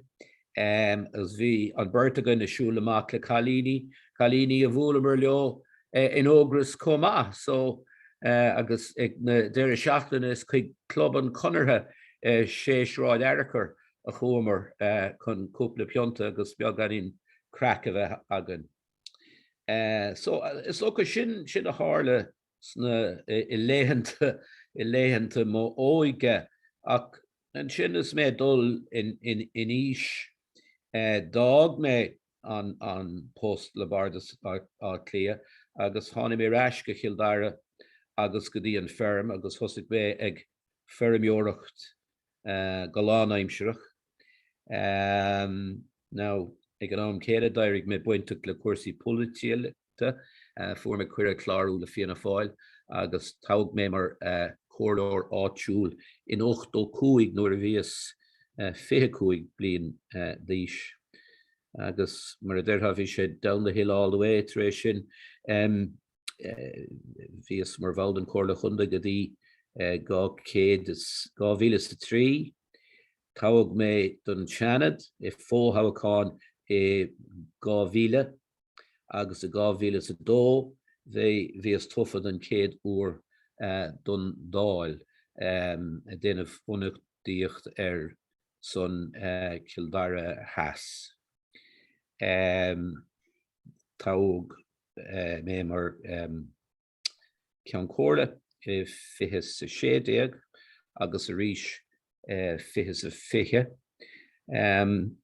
Ó thaobh an Gaeilge san Dáil, well, caiim mé rá dús bhfuil a bhfad níos mó Gaeilge in úsáid sa Dáil inis ná mar a bhí siar fithe Gaeilge sa dó. Rinne seachtainna hí G-spóracht speisialta ann de seachtainna Gaeilge mar jouler in Gaeilge, agus caiim a chúla glach anna chud bhuiil páirt, a chúla me daoine a labhairt an Gaeilge don céad úr riamh, agus an muoine a bhí acu, agus an sim a bhí acu, agus an grá a bhí acu den teag a bhí sé thar bheith soléir. So in áíire tá roiint déanta le blianta beag an nuas, tá bún coiste bunathe agan déanta suas de bhuiil an seanad agus bhuiil an nadála chun díú isteach cuasaí teangan, an pobal na Gaeilge agus pobal na Niláin.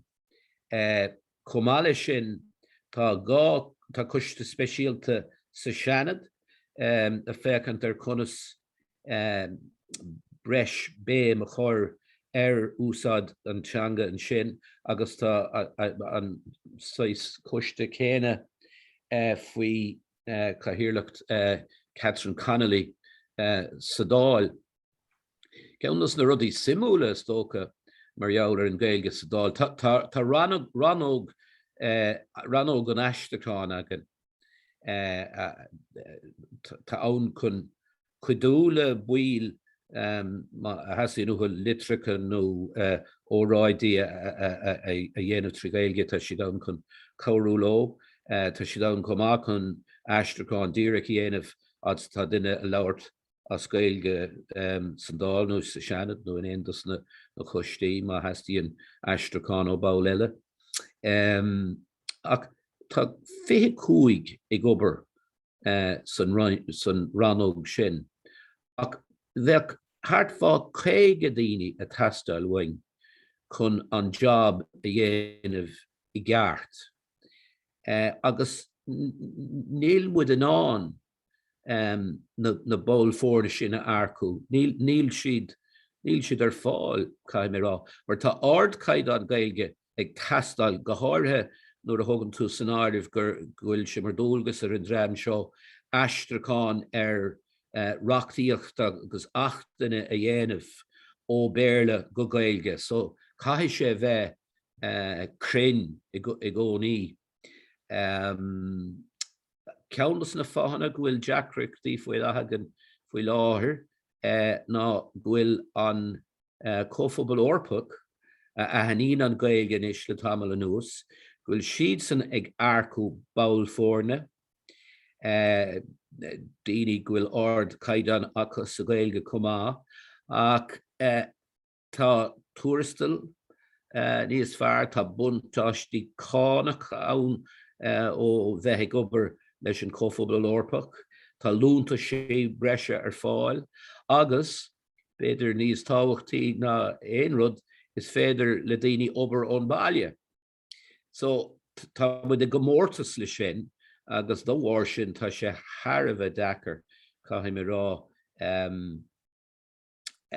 daoine áil le obair ling sa dáil. Comáile leis na feibe na sin mas maileat, tá rudaí anna dearfach tar an tá strátéis fearmáilta agan bunteanga. Támuid ag agrú fa láthair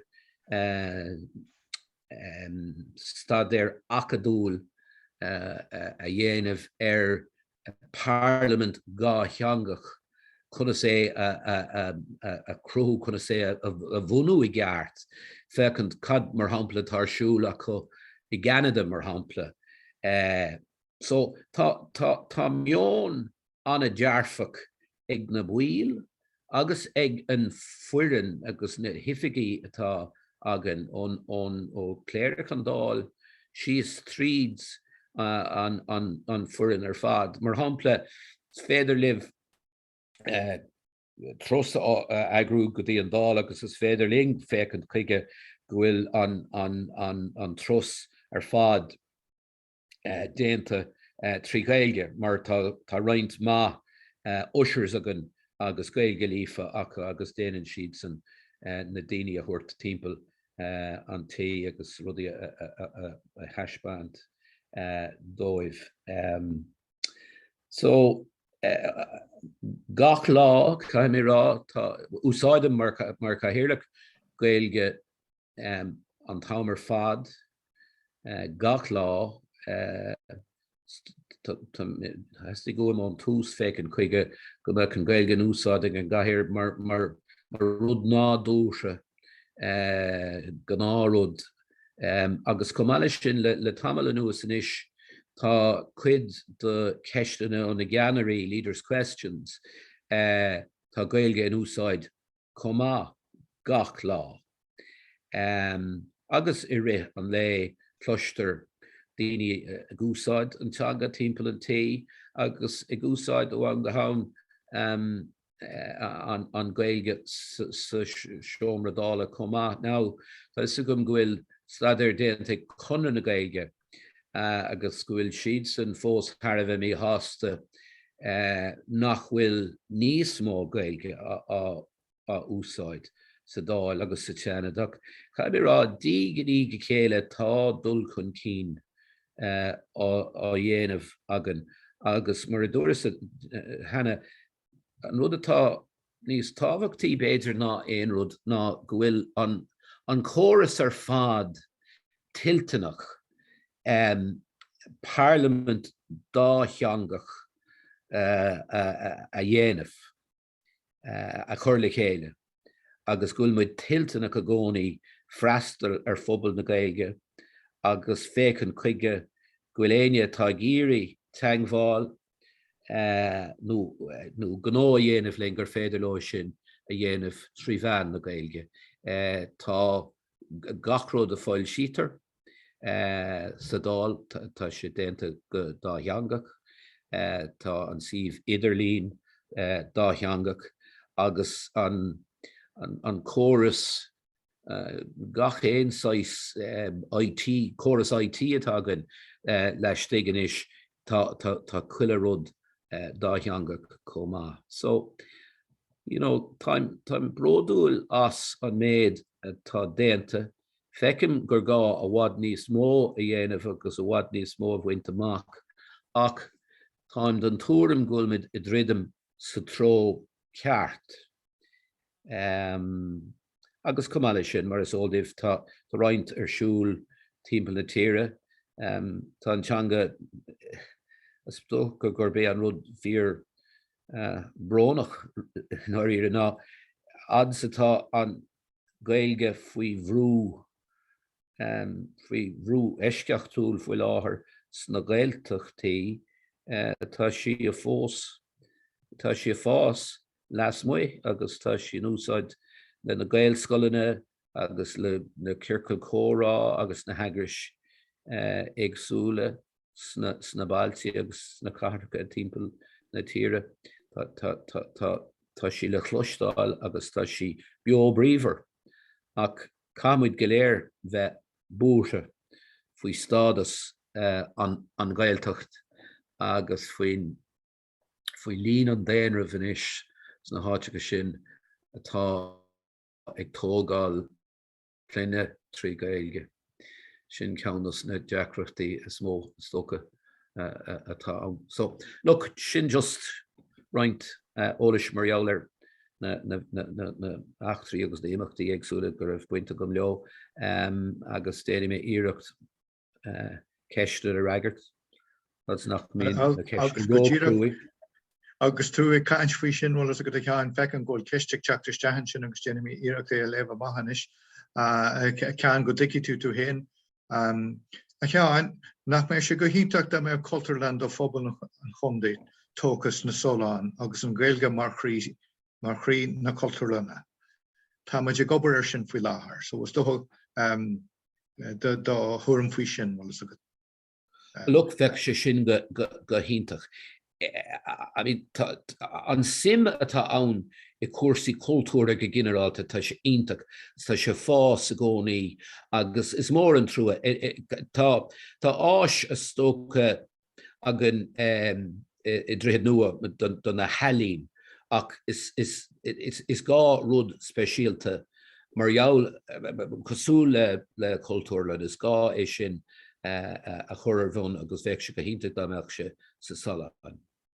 Agus tá go leor obair gente an grúp pensions na Sólan well is a go tá fiú talamhan sin in is fi láthair tá talamh churthir fáileann sin níl an céhéid hectar atá san omlan chu is mód é béisi le heag parkin na pella agus rudí mar sin ach tá spás pobl an freisin agus tá na grúpi pobl sin inta gníomhach agus bheith an áit sin inta arúnach mar chultúrlan.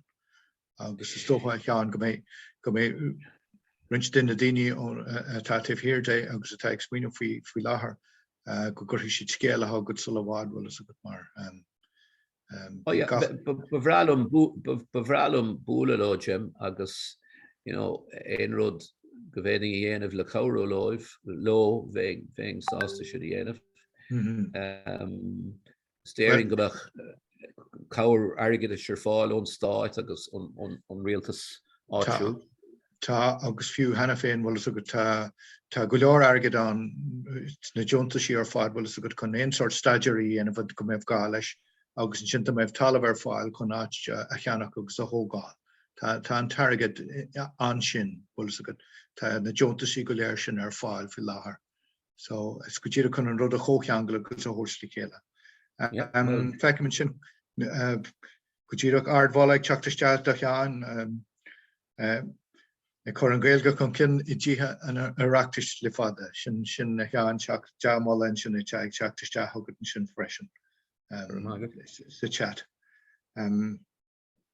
So táid chun ligan dat le a cheann tá sé cethlog agus táid imithe th am hena féin ach bhí sé sin inta simú agus sprágfuil dúine bhfuil is a go tá tusaigh rá ó hartar gáhíle nuair chuú tú héanaiste sa dála gáhíle sa dá agus tá ag smíanamh má mé héananig bogad go Kildare an am so an tréimh sé sortig teach le chéile an bailach chunéir tú gúil sé tuairt sprágadit agus gúil tú braúil agus dóchasach bhfuil rudaí ag dul sa tród ceart agus tá sé sin go hinntaach a chluistáil mar sin na tatíh hir de bheithel freisin bhil go an grúpa seo chun rudaí a cumádig boga chun daoine nua sprága chun grúpi nua sa cantar a sprága agus iad a thuirsla chéile faoi scágrúpa. Agus dar ná tá sé níos fosadúine má tá na daine atá sa dáil agus na daine atá ag tíhhir den na policíthe go generalta gúil siad san sprága leis agus bainne mu an misnach as sin agus gur maithe as an teachtarach sin agus as an caiint seáinniu agus do go deam a chur ar fáil agus nabí búthe bé muid bé an grúpa tatíhhir den cultúrlan i deaghfuil as sa bhád agus gur maithe a ríiste ceáin. Ok, gur maithe Jim slán go fáil go fáil. Agus níos Jo muid go léir gur maithe an ícainte a ríist seán á faréilen sin bhfuil go deir seán gohfuil sé críne leis an irmarachach ní chreidir mé sin dearhann go mé rud ag an le déanamh aige an sin tróna arína ar tróna go máith lei sin. Tá na mion ceardalan ar tí tasnú inis agus bé daithí ag chursús teachtrachtain sin dúin gur féidir linn dulaisteas na grúpi éagsúla. So fecem go ddíreachtas mé caint ní mion ceardalan na micro-workshops an sin grúpi Jónacha gnóthaí seirbh sé stáit, éideachas deisna nuad an phobal, tógad fluine le Gaeilge agus he's taken upon chances opportunities to learn Irish and reconnecting with the Irish language. So brewing to kind of wine sin agus betu ag bog shomra. Ach treéis troch an ómid no mar sin béimid go léir ag teach le chéile a ríist. Jim agus mar a Harlín táid písa taobh hir de chlárama ach tá sé gceiste an teachtarráis le chéile a ríist sa príomhseomra ag fethe tar éis a cethir. So os glóim mé na breakout rooms inis, so ba cóga bheici gachtain a raibh ag teach suas sa Zoom agus rounnaí an seomra atá webh. Bei caithíirlach ag gach grúpa, muna bhfuil caithíirlach annithe ag grúpa hena féin beidir go ran ófar é agus mas é gúil tú leat féin i seomra tá fáilteró teachtarráis go dtí an príomhseomra agus boga go seomra eile. Ach fágad mé beidir 5 nóméid 10 ag an play ag grúpa agus an sin ag an Dara bei nóméid cainte ag caithíirlach ach fógrúpa bhfuil siad na seolas a roiint leis an seomra na thomlánach. De sé an tús beidir aithne chur ar a chéile nuair a haon sibh seasta grúpa donna Gaeilge tá mé an rud a chur sa chat so an choras atá núsá agin inniu ná Mentimeter so má haon na Gaeilge go dtí menti.com agus tiglibh einachtaí beaga a chur isteach little submissions beaga a chur isteach mar cuideiste sin ach an cóid sin úsáid ach díreach luigh anam an cardlan ag an mór so bhfuil si solir úsáid for an tolas seo díreacht an fearan agrachan go imiid an dul siar agus an tolas a úsáid agus fáiliú agus planál dro an céad blian eile nó an plantanga eile. So sin so stoppi me groint scáileán agus feici sibh raibh Muna Nairian Mentimeter díh scríb síos ar fi a fápar tó Green Gafta agus choráis thuganné. Sinné, so an choras Capan gan broí sé an bailach seohan is fi fá beag agin an túsach Capan gan broí an carcuige seo. Ok, so tugam so stoppi me ag roint agus an sin le chuúna dé roidm gachtainna a scríile isteach. So sin a breakout rooms ag teach sús.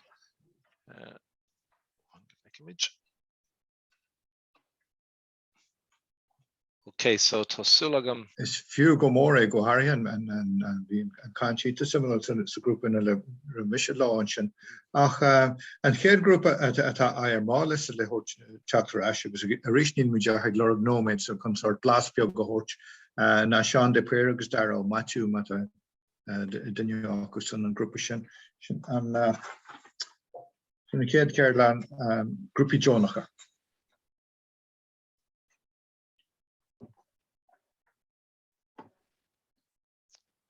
I should rudbug Kuhalach and will. You land in Sean no. Dara and will to give large fee. Okay, we make our hillock and group in. The tour balv, the Turkian mute. Okay, puggy me the right to Dara Rollum. Okay, Rocky me chucking me the Rashkidi group Ellie, yeah. Yeah, Rory and Shin, Rory O'Halloran, Feckham and Shin, Rory Guruf Tusselish and Gnog Service Dodge. It's Lair go will Docker go Hintuk in Mass Knogus Service start. We're not Graven Cordagam on Marash Lartle Dahi. And they're who Tusser Fuismacht. August Martian, Feckham Paula and Shin, Paula Vitusselish group of Ijicus. Yeah, gur maithagat. So Brian McManus an ifigach na Gaeilge an Old School Mánud, Meitheal ó Ceoní nó Gael Cláiste Bhánud, Conor ó Mahúna, tá mé ceapa ó Gael Cláiste Kildara, agus Margot, Nick Gilla, agus nílas agam cníir mé anam cuid dearna. Nick Gilla Farrig. Anna ó Gael School Kildara. So just go happy ó Brian Old School Bhánud, na rudia Ibreens go mahan sin, mascon that imachtaí pod creiltaí cardlana aráníocht ar an seanos agus dúirt sé cinálín imachtaí nach métha ag cur an Gaeilge lo go tradiisiúnta tá ag gairí go hanamháil leis na imachtaí sin. Na rudí beidir cairóach le Old School Bhánud faoi láthair tá aspa spáis acu atá tiomanta don Gaeilge agus buineann si sin leis an áit de bhórgaráit canter fáis agus forbert atá ann agus gá le spás fuile onas go méid siad an an beidir cuiire thuirtas na grúpi agsúlas a Contae teachtasteach agus a bheith pórteach lo. Gael Cláiste Bhánud atá scéimaní agsúla acu scéim na buintí bín comórtas agus dúisina gceist agus tar nóid bín sin na géirí léirú nach teanga scola a bhánaí agus chuann siad isteach ar na comórtas tíomh muid an scóil chun an Gaeilge hairntamach tríomh deachtain na scola. Na dúthail tá acu ná dar nóid tá siad ag éirí plan na rinne is tócha a clústáil nóair hagann sé chuig a scóil cuireacht scoile nílas acu céirtá contorlintach an seo agus tá sé sin tábhachtach dó faoi láthair. Gael Cláiste Kildara áráníocht trí Gaeilge, like rudí mar sin agus an sample a thug sé dún ná ní haithníon Paley House aber leis go pásanta ach taithníon áráníocht trí agus ceol Gaelach leis. So is tócha a rís just beidir ag boga ó beidir rudí tradiisiúnta agus ag dridum a dro rudí atá fashionanta agus nua aimsre agus seans just go dara nóach sé sin daoine isteach agus tá scéimín tá agus a scóil go bhfuil choras pointí acu agus brunter pizzas ar na daltaí so inis sa rís bín bolla pizza ag go timp na scola. Agus just rud beidir cairóach leis ná Drama, bhí sé rán sin, anna cuidas na scoilní beidir ag scríb drama Gaeilge, but bailach all chun na drama a roint, mar tá tú ag caiileann an san ólas sin, muna bhfuil na scoilní ag roint an ólas sin lena chéile, agus Gaeil Scoil Kildare, úsáidan siad Gaeilgóirí an lé, Gaeilgóirí seachtainna, choras ticéid acu, agus a rís bruntar dúisinaí difriúla ar na ranganí ag deir na seachtainna nó deir na mísa. Agus an rud a dúirt siad atá castal wathúna, just Tá bailí ag tastal chun níos mó Gaeilge a spreaga I measc páistí agus tuismóirí. Agus aon tíim le sin mar fríomhid máúd gohfuil sin an deachar tá ann na tuismóirí a chuir léir. Beidir go gur mé stop leat an sin tá nóid suas. Yep, sin. Gur mí fála. Deirvla, opportunities to learn Irish and reconnecting with the Irish language. And Deirvla might say maybe as a beginner, she had to endure the rest of it. Contae scale getting new, and that must have been difficult because I suppose it's we were going full blast. So, Deirvla, have you any thoughts to report back? Yes, it was interesting. Just I suppose Colleen spoke about an idea she had done in the past where people of different levels of Irish were mixed together and they were each color-coded according to their level of Irish, and it just made you feel comfortable so you knew who you could talk with, who's at your level, because sometimes it can be difficult when you're in Irish language groups and you get the feeling that people have an awful lot more Irish than you have, so you can feel, okay, I'm not going to say anything because of the language gap. So that was interesting. Also, the idea of listening to different radio stations and what might be more appropriate for someone learning. And Conor gave the suggestion of Radio Liffey, which is great because it mightn't be as intense as Radio na Gaeilge, but more easier listening for people trying to find more opportunities to listen and hear the language. Agus nish Captain Gul Sean de Prayer file can Asholas a whole chain group in of Shauna. We missed the group at the group Jonathan, Jim. Oh, Gormahagat, yeah, Shannon Cade group. So just the tourist you go out Cora agus play jazz and Shin. We coupled in a club net equating coming to class scale in some group agus and Shin we coupled in a Gaeilge new down come up, but an chapter the general to town now Guildini Mahu and Docus up for course in the Gaeilge instant counter go will Nismo Shulinish egna clubany agus egna groupy as Wilshire Gardinis Eski inish chapter Archnagar Federal Pool Ladini I will Simica in Gaeilge. Isagan Gwinadini Shinam, Isagan Gwil Lordini Les Sim Gaeilge and Duhlan town now chapter agus the Hashnakur fád off on a Scarfadger low Bula Lenikela agus it's all a tan of a wind as an Lushuk shot at R1. Agus te gom go seans go to a council in your Richfield Rodegan Nismulle Saklar in you. Ach Boga Major sin agus Kale at a Fak again, Jern Ni Laherta, we toss the group Captain Gordon group Tugad le Gaeilge sinné. Vi me héin agus Siobhan Grogan agus Bar agus Amanda Singrupa sin agus dúspáide cin an rudí tá ag gaibbrú go má a láthar na huidean ná tá grúpa Harvard gníomh WhatsApp an haar timpplair an geantar seo agus réintear go leor cardlan na belga rudí hín ar siúd ar lín rudí mar sin san grúpa de fíisinaí ar YouTube rudí mar sin éonar de bheith carach go hisismothirí atá ag ggéar agad páistí óga beidir réamh von scoile a chur canál caint Gaeilge nuid an imeachtaí bega Somália. as Gaeilge in éanach lena go tuismathirí agus tá sé Harbh carach mar áise agus tá daoine mar Cibréní as glór na Gaeil páirteach na grúpa sin freisin agus si sin annearthairtaí a réonlinn. Hosa an grúpa sin ar dúsáid mar é le bula lena chéile go háitiúlann seo agus a glós breaks ar d mar sin. Ach Meitheal ar COVID an sin Dara an grúpa isteach cinál céir is féidir íana cincha gur féile na grúpa se ús le ruí a dhéanana Somália agus mar sinnte in éanach leis napáistí Meitheal nach chumad ná bula lena chéile. Agus bhí muidir géire freisin nasc beidir a chrothú leis bhí muidir an sin cecha gur féidir rudí ausú well gur cheartún níos mú nascan é chrothú leis na príomhaidís na bunscoileanna le hainíthe bháin na páistí tá na bunscoileanna trifurcha trithorcha níos óige tá acu a tharn sa steasangúpagus go imachtaí ar fáil rob siúd chuma agus ceap muid beidir mar sé cíalmhar like aber an imachtíar nach bhí marsú le bhí sé hart ar dahad nuad as bailile rúna le golánigs nar tapátí bagad tá sé sin beganín fada le chail titin siad na galagus for d mar sin so go bhéit muid bheith lunathe golánach ach fáilte rih chulaganna hiocht go ddís na rudí sin. Agus náca beidir le póla agus le cían agus an féidlinn grúpa a chrothú níos congréidas na Gaeil scoileanna agus na nascanna sin na chothúin sin chumagus beidir aonimachtaí bhí aine hána I deabre go a réinteis na grúpa sin gomach siad an I de réinteis na tuismthirí ag suirdí bheith acusan. Agus neartúirtaí ar fáil in sin freisin dúirt Siobhan in sin tá cainte ní bhí chaile dealún ag 7:00 ar Zoom tá sé ar chláir 7 na Gaeilge má tá aontainnig ar chaige sin chuma ach sin iad na rudí bhí alert ana faoi ag beidir níos mó seantaí chuirtain in isbulls is lena chéile rééis nuair tá Meitheal ar nach chuna séanta COVID a gceist níos mó.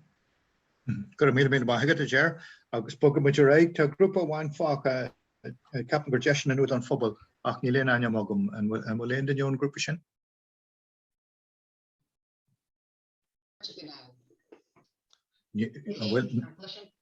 Ja, cluisiom duine éigen.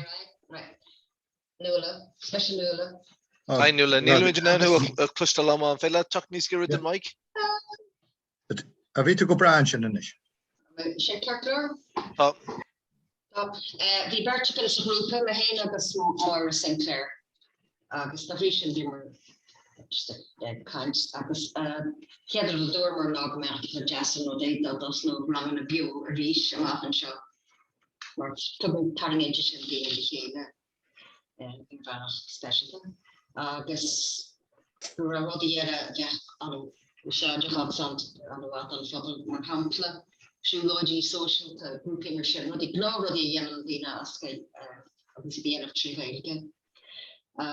Bhí mar a kaint Meitheal gnáth nó dhéanamh tá mar lán tástal an dulchan cínatá déantainna go dara na Gaeilge maidir le siopaí agus bíon fógrán ará bhfuil Gaeilge ar fáil agus tá muid anna hása sin go bhhailinn le hábhailta gló rudí a dhéanamh le trí Gaeilge. An London am de chamar a kaint Meitheal ar cultúrlan nó suíomh éigen. Maar dan ben ik uit je kindje aan de weg die avond gehoord die en of twee Gaeilge. Dat ha ik in te schrijven, no club lauren, no daar. Zij, payroll dat ha de afrol shake akkoord. Dan ben ik zie of Lauren het machine van Gur maithagad sin go hinnta go nula. Grúpa bháin eile Jim an grúpa TikTok nó hála bhí Sarah mun mar caihéach an grúpa sin le cúpa duine cúpa déag ó níl sam Sarah am léna seolas go bhfuil roiint leis an seomra? Yeah, so bhí glór pléite gin so bhí ífagus darig mula ceard lena chur fáil do gcuoine óga le gur féidir lo scinna fiocasúas agus an bega úsáid mar bhantáiste so termóliaach go fiocasúas. Ach bhí siad san mula dhéanamh lasmuid an scoil nach méid sin nasca leis an scoil mar ábhar scoile, so bhí si ag rá le sin is féidir den tarint ar daoine óige lasmuid an scoil a héana agus squares an a chruthú agus is de sé gcuoine óga sciile fiocasúas agus an ghilga úsáid freisin. Agus suntasach Deirtear gur TikTok an ballachas fearchan an íarnála maithe fin coga tarsúla muosa Ucrain fi láthair. Agus ceap mé gur raibh sé sin suntasach ach gur inós gur míle maithe go bhfuil an aiseála sin na hórtear eistúin. Mar Jeremy Tamwich fi bhrú ama tá sé imithe thar fethe cúig chuna a cethir agus tá fónar gaoine stohadal amach sa gáirgin freisin. So Tamwich chun boga i raig agus gléirchaiste a chur nisir éimi ní bhríon áfik a forbara ógras. Fáilteróta éimi. Gur míle mágat agus gur míle mágah go léir ó Kildare le Gaeilge as ucht an ócáid iontal seo Tom Harbheith bhuíoch a bheith páirteach ann agus tásáir job a dhéanamh agad. So yeah, mar dúirt Seamus an sin is ifig go ferber ha méile ógras agus is í ógaigríocht Gaeilge í ógras agus rachtálamid clubní óige timppla na tíre le ha daoine óige idir seachtaí na deag fiús go dtí seachtaigh nó uteag líon díis agus tá gá ísgrúpa i gceiste gon ógógras le haid na páistí níos óige sa bhunscoil agus an sin ógras le haid na páistí níos sinna sa bhanscoil.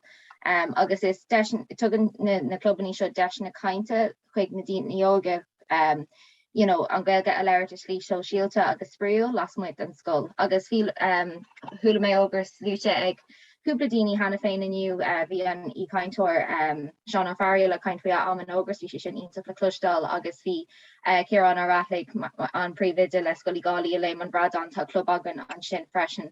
Ach an fág bhfuil mé léir le bhniu ach go háirithe ná go bhfuil club óige agan in as na réomhí láthair, bhil tá cúpla club actually agan. Tá club níos óige agan agus an sin tá club dégóirí agan freisin. Agus tágad an club dégóirí le chéile gach Dara ine. In onid football Macaulay Place in us agus is club ionach é ach an fágó me léir le bhniu ná gohfuil Kinnery Jonica álerg agan don club seo faoi láthair. Faoi láthair tá mise gceannas ar an club agus a rachtáil an club ach mar dúirt mé is ifig go ferber ha mé so tá méid obair leis na clubbaní eile freisin agus just in áíir ní féidirlumm bheith an sin gach ile sesiún so tá méid leir daoine le ceir amach leis an club seo. Ach níla cúpla nóméid agam le leir le bhniu agus níla me géirí dul thram níos mó.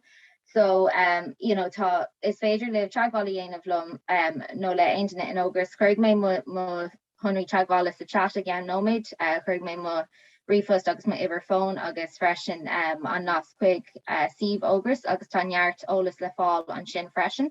Agus is féit má tá sim agat obair leis an club seo is féidir le teagháil déireach i dhéanamh lom or le aontaine san agriocht freisin chun leir faoi sin. Ach é sin ráte just le rá go tapaí freisin, táidir gcónaí a géirí clubbaní nua a bhunú timppla na tíre. So tá neart clubbaní tá neart grúpaí Jonacha an seo inniu agus dá mar rud ag reisih riomh a géirí beidir club óige a bhunú. Mátá sé géirí riomh club óige a bhunú a counter nó mar sin de ná ar teagháil dhéanamh lumnóna aontaine san agriocht agus baimid Harbheith sásta ceir a thuirtíh. Agus chuirmid golóirtaíocht ar fáil le grúpaí agus clubbaní agsúla bíon tréáil le haid na Kinnery a lig agus tugann sé deisina freisin le haid na Kinnery an tréáil dhéanamh taithí Ibra agus bíon deisinaí taistil freisin taistil náisiúnta agus idirnáisiúnta le haid na bhuiil agus na Kinnery freisin.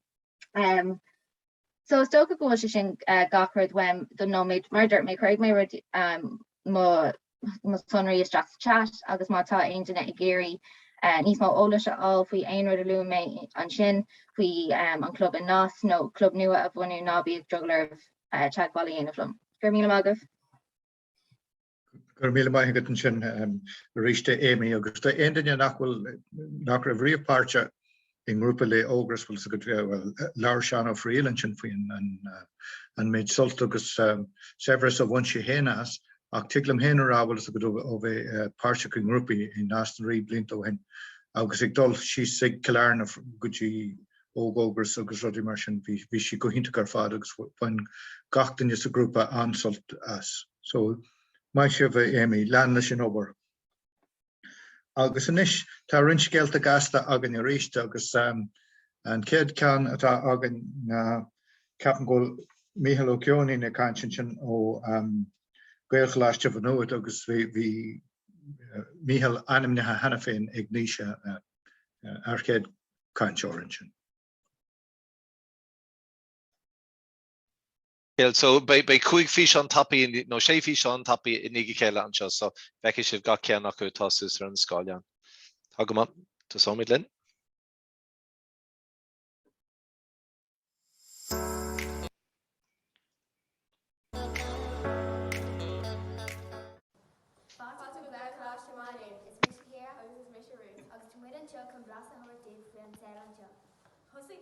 Buniu I mí lúnasa fihe go cholesterolú. Thusig an scoil le burt scoir is fihe. Thusig dohad car scoir am lína hain an fihe hain agus táid fásta réir chéile. Éimeachtaí scoile bhfuil agan anseo ná Kisfel, Leatherboard, Phil, Lou Classic, CLG, Codú, D-Sport agus Scrape. Dara go háanhá le cíamach dúrcán, tháinig sé sa dar áit ar craobh na hÉireann. Tá cuiste Gaeilge agan sa scoil. Is an Gaeilge teanga léú an scoile. Tá cultúr má Gaeilge agan anseo, Tásúla gcuin gur bhain sibh tiltás agus mar deir an seanachil de réir chéile a thug tú na casáin. An bhfuil daoine eile in an é sin na cloisteáil? Tá mise tá. Cóide is mis O'Connor agus is as manúd ógúchas mé. Eibrí mar chúntar taide ar an tionscadal an stáisiún athachada náisiúnta na hÉireann san ionad adapt I DCU. Tá sé mar aim a gcuin cápéisí Gaeilge a bhailiú ó eagraíochtaí poiblí, cosúla tuairiscálacha bliain túla, pressráis, newslettercha agus takes grace son, chun an tinal e-translation, cosúla Google Translate a thrainal. Ba é an NRS nó an stáisiún athachada náisiúnta na hÉireann an chéad ardan le cápéisí dáhangacha in Éireann. Tá an tionscadal amhaoinú ag an roinn tuairisóireachta cultúr ealaíonn géalteachta sport agus na meán go dtí an nullag fiche dó. Le tuile eolas nó chun sonraí a rointlinn, is féidir riomhfusta cheola thugainn ar foreignsan@dcu.ie. Gurb míle maithagh.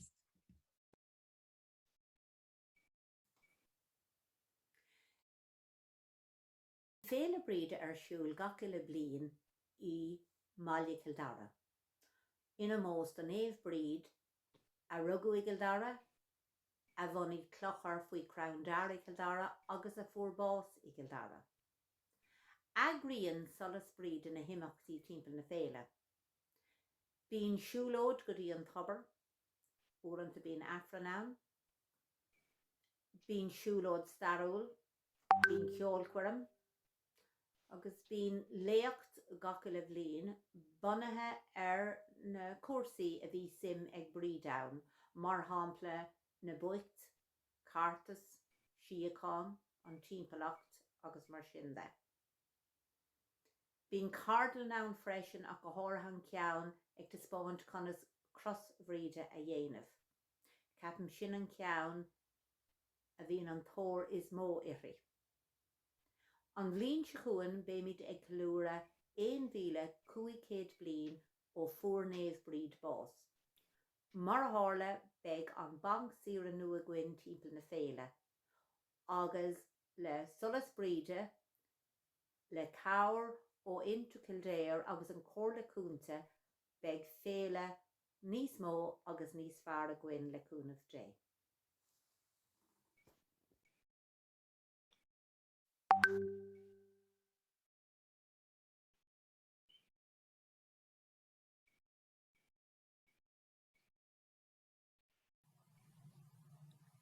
Bhí an blitz a gcuin I meán fuair agus thosaigh sé go héindé agus scríochnaigh sé.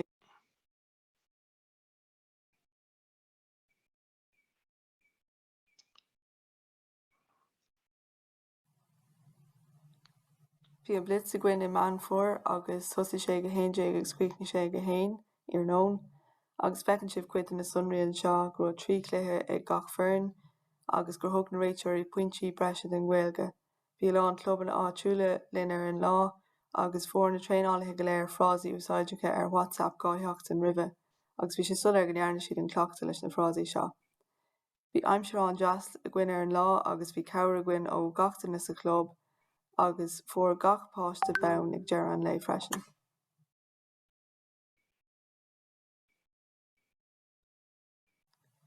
Seo cúpla pictiúr ón lá.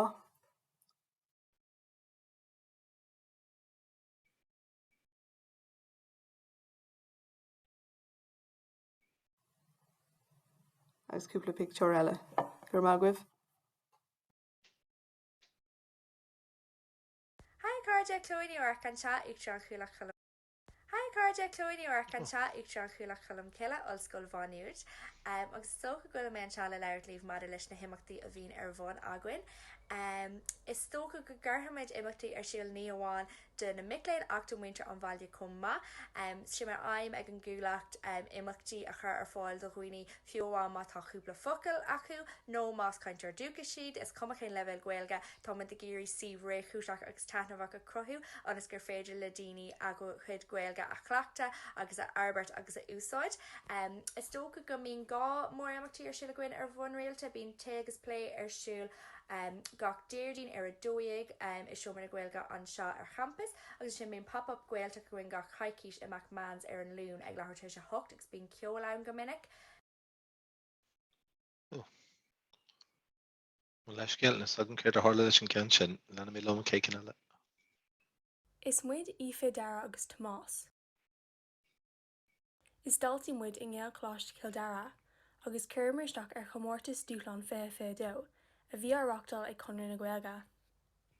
Is comórtas é de ghaltaí bhanscoil agus de bhic le nóscoile.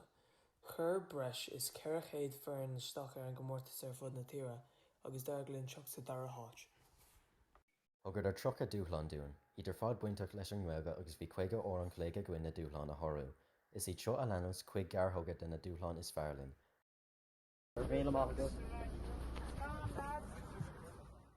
an laidú faoine seo, tá an laidú ar na hastíochta gás cap teasa, bhuair de ceiríonn le dulling le hathrú éráda. Gach lá nuair éiríonn as an labba, bíonn seisiún de thógá meach an ágam a leanann na rá ar feadh 3 hóra déag ach ní gád am é sin a thaispáint. An shot o GCD is witna Aoife Dara má sí is witna fern left o tree trees a shomer wrong at Beamlex see. Cover get dean gach log on eeny hogman so same uncon spree. Baby wa ogan an aim do tree trunk our round of Marsman re. An ra hogad to Jim? Well, when my ansulta sin bhí mé Gaeilge gíslí mé héna steasa rap nuair a stop sé. Gardagus leis an grúpa óg sin cinnte. Gur maithe go a rís le Meitheal le Jane le Esther le Kate le Chloe le Gaeil Cláiste manúid Gaeil Cláiste Dara agus de gach grúpa sin a bhain páirt an bhí sin arás. Anis tá is tócha brunú an isio gan capan gur sémas ó mí atá mar ofaige le Cumann Lucas Gaeil Dara capan gur gúil sé páirte freisin le ard clachan sin leis an Cumann Lucas Gaeil agus tá seán de péir láthair ríist mar a dúis mé go meid seán ar aislinn agus coslach der gur cóhrunna atá arsúlaigh sémas agus ag seán. Fáil se róh. Gur míle maithagad. Is mis sémas ó míoch as Cumann Lucas Gaeil Dara agus nó ar clach. Tá is a gibh na haimime ag Cumann Lucas Gaeil chun na cluiche Gaeilge a Corc an Cuín agus an Gaeilge agus an cultúr a Corc an Cuín chumach. So seo le plán nua de Cumann Lucas Gaeil Dara chun Gaeilge an mí seo. Ag cruinú de Kid an Contae partner of Conlad I dréthe nua. Now tá an plán bunathe tá go rinne ar stad na Gaeilge I measc Cumann Lucas Gaeil Dara agus an survey a chur ar ball na Globana. Right? Mar sin chur ofiga cultúr agus Gaeilge an multi as chóir an board a chunda a ghlachló. Sin a multi ag éirí as an méid chun na multi seo ar leanas a dhéanamh ag ofiach na Gaeilge board an Contae. Bhór curtha I Gréic rin dearan na bliana 26. Now, cúpla na multi úsátar Gaeil Dara a bháin ar ganzathe agus gachród Gaeil Dara mar tá anis tá sta Dara agus Kildare an Chicoin by Kildare on a one. Now, here for a gach club Contae of Gaeilge culture a kappa agus an an for a kappa on shin sea of Italy on board. Okay, agus the plan latan a clubana Contae Clara fundorach shosa Britannica riv she agus mar sin Cuig Jontist a Scholarach take Gaeilge Currafal complain to egg on board. Right.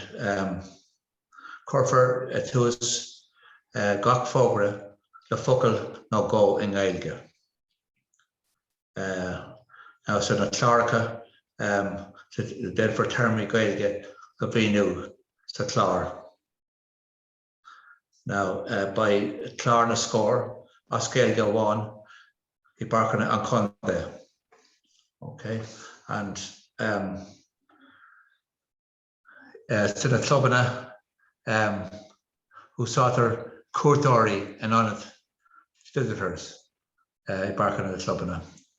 Now by either Gaeilge August Berle Hickade fan played August Alchicon on board. So by she down ga hangach.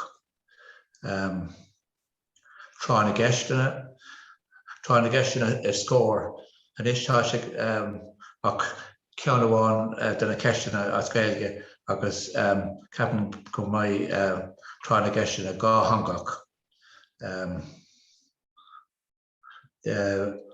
But Ken title Montoriski as Gaeilge so common now shin Kian special to club camp a one in Gaeilge.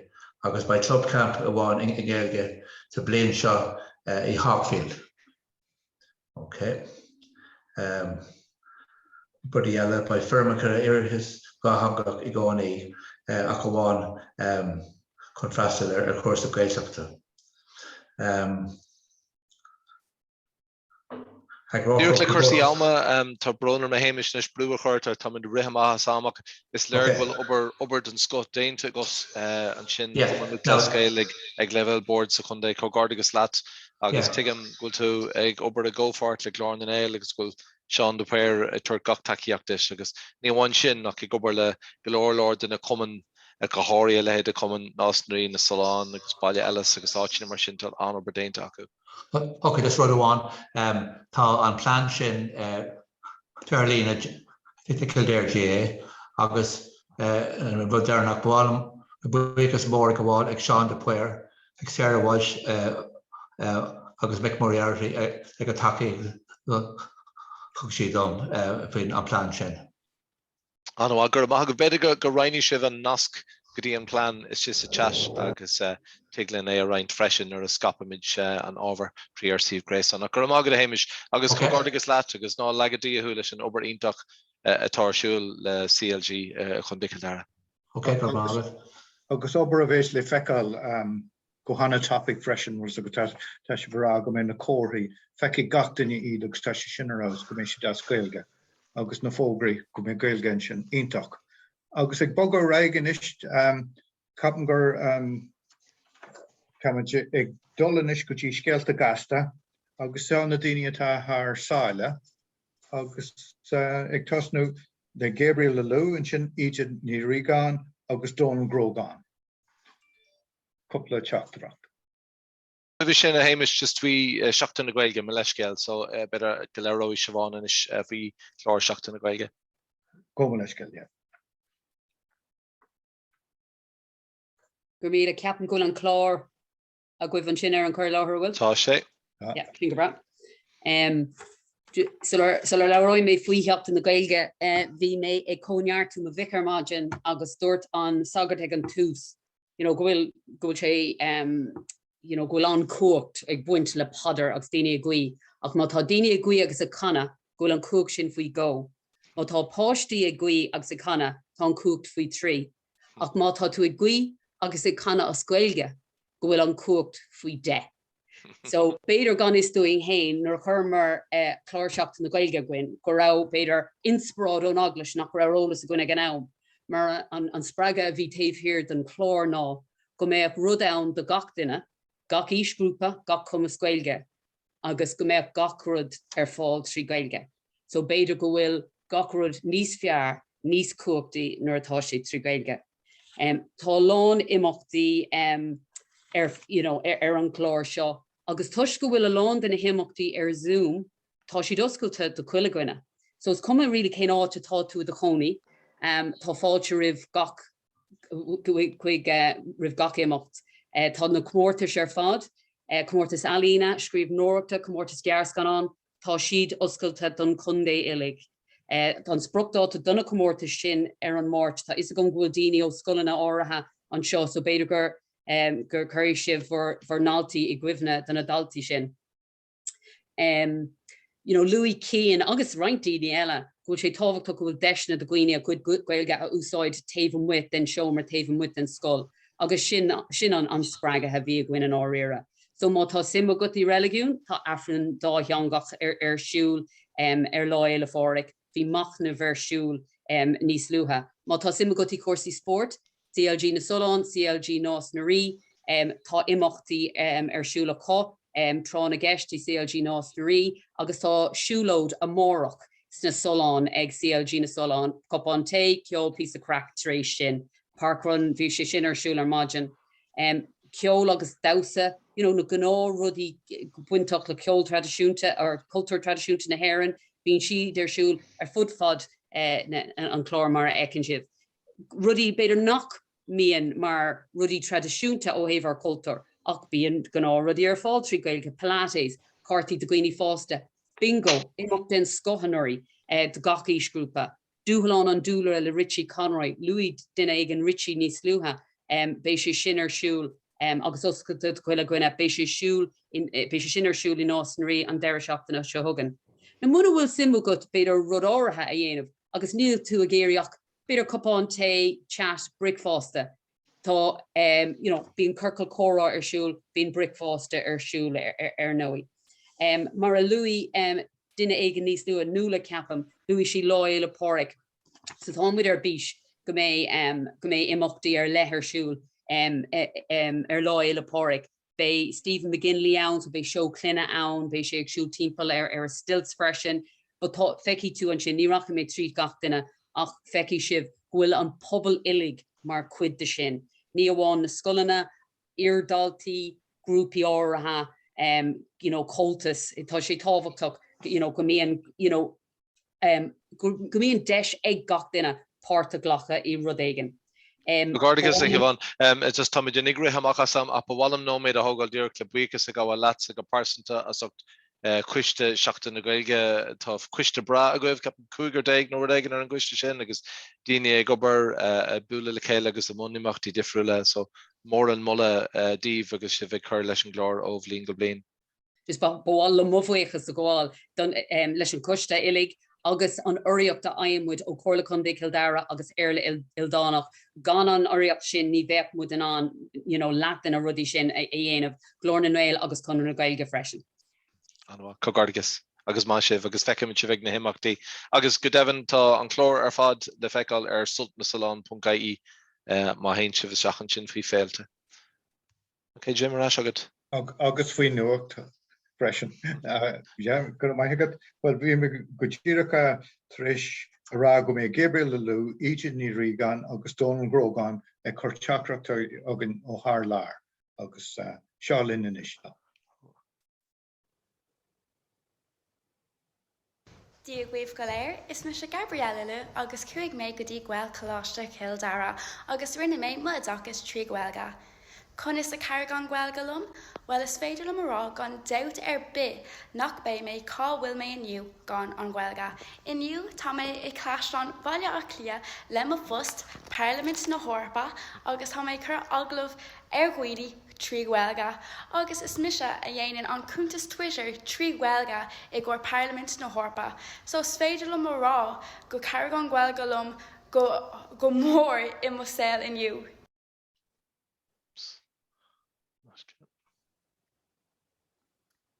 Guibh idir ní riagán sanam dom agus bhí an talam féin agus má grifúir béhan gur tógadh míad le Gaeilge i Dara i nás na rí agus bhí an táing freisin mar bhí cuasan ionach againn le Gaeilge freisin. Tá Contae orm thar lear le breis is 20 bliain agus tá mar gobar den Parliament Dorpach i Luxembourg.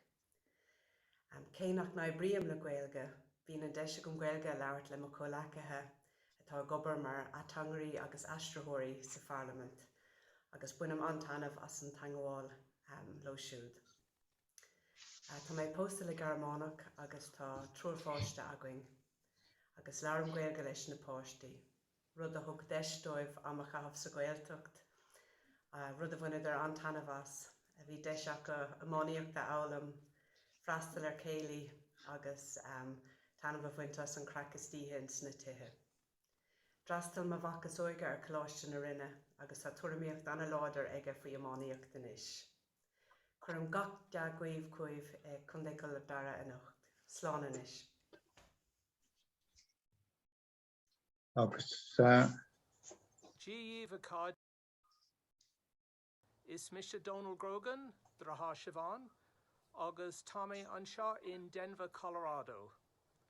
Tháinig mé go America in October 5 agus ag an trá sin ní raibh aon Gaeilge agam má bhí exemption agam in Gaeilge nuair a bhí mé a scoil in Éireann.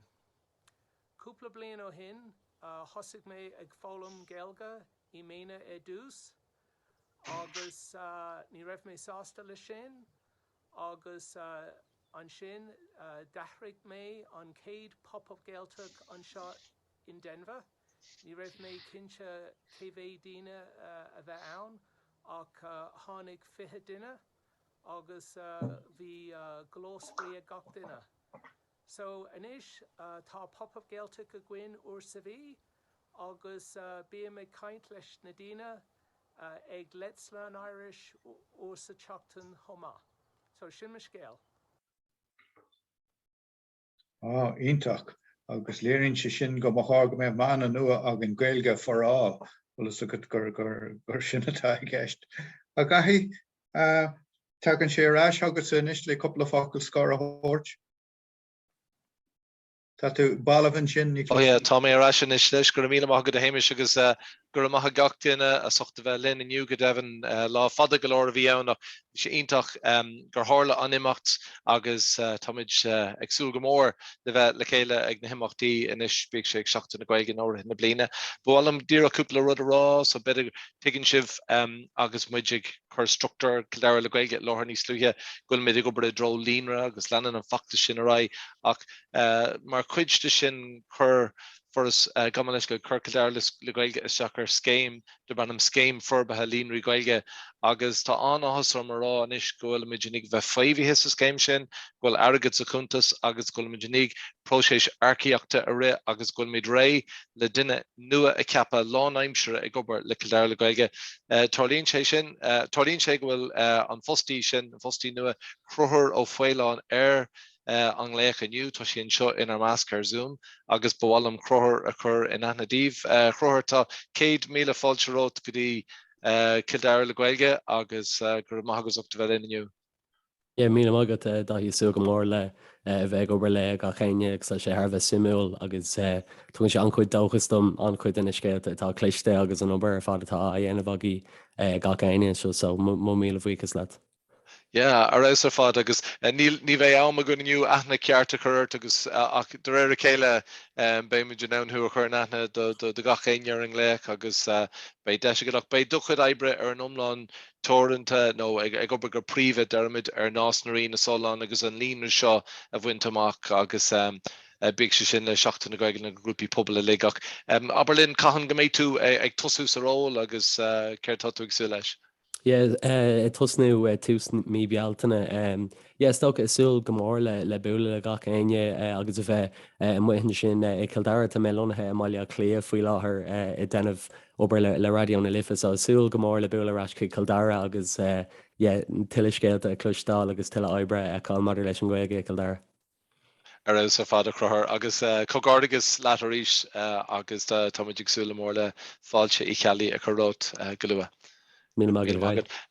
So díreach an scéal eile bhí sé lúte níos luúthain a ghfuil obair buin siúil agin na láthair na thura chun cultúil na bhaintach.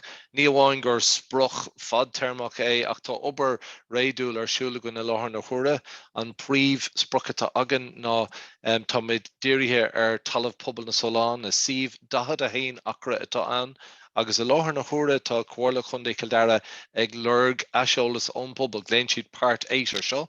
Bei nascan seo agus reinimiid an nasc seo hartach go devan feicisiv suas bóríis gohfuil fergan a bhacu community sports hall an ruditá wenne agus a bheith in our einacht ná go mé culturalin sa spás seo. So ní heige mé fergan of bháin a bit go mé cúpla fergan of an seo, fergan of sport, fergan of éireacht culturalin ceart lór anad den Gaeilge. An spricita agin go mé an fergan of seo mar áis Contae, si sin lór anad don Gaeilge sa Contae ach ní bháin den Gaeilge ach don cultúr tradiisiúnta agus do éireacht an counter. Leanan an obair a raig agus irim se ormh súla chuinál sih Kildare le Gaeilge.caí ach go háirí an deireacht seo thugan.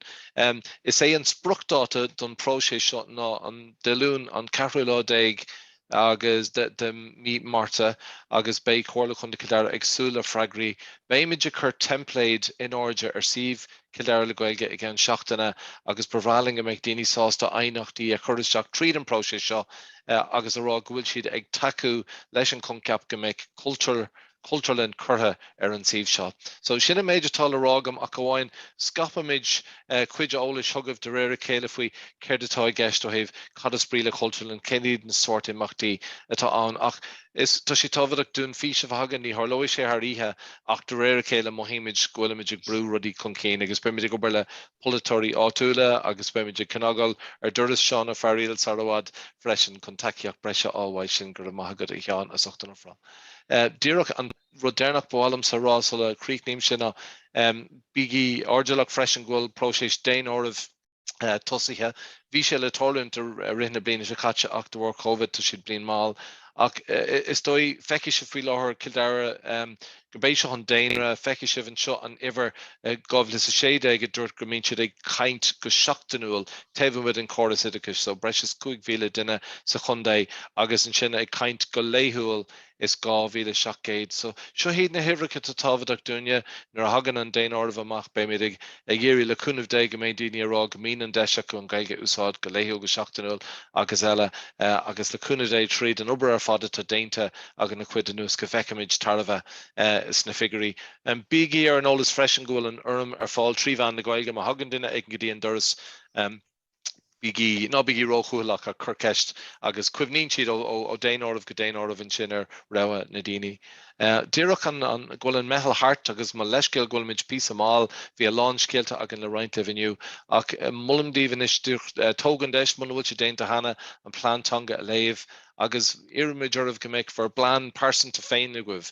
Bhíh sé sin mar cuid de grúpa pobl mar go leir grúpaí inistá ag feimú sa Contae ach fiú más é ghfuil de fleanhéin ná an Gaeilge eolamm nó dulga curca chorá inise sa rís nó dulga pop-up géalteach péúach. Déanaíocht taú leis na himachtaí a toirisiúil a riseachta na Gaeilge nó eile agus más é ghfuil ceoníart counter nach bhfuil chuiste ann bhíh sé sin an áí nó léimon bhradán tar a deagháil linn agus rachmid deagháil le gláin an éil agus déanaimiid íireach mas féidirlinn na préomhacha a chorán agus grúpa nu a hosú sa counter.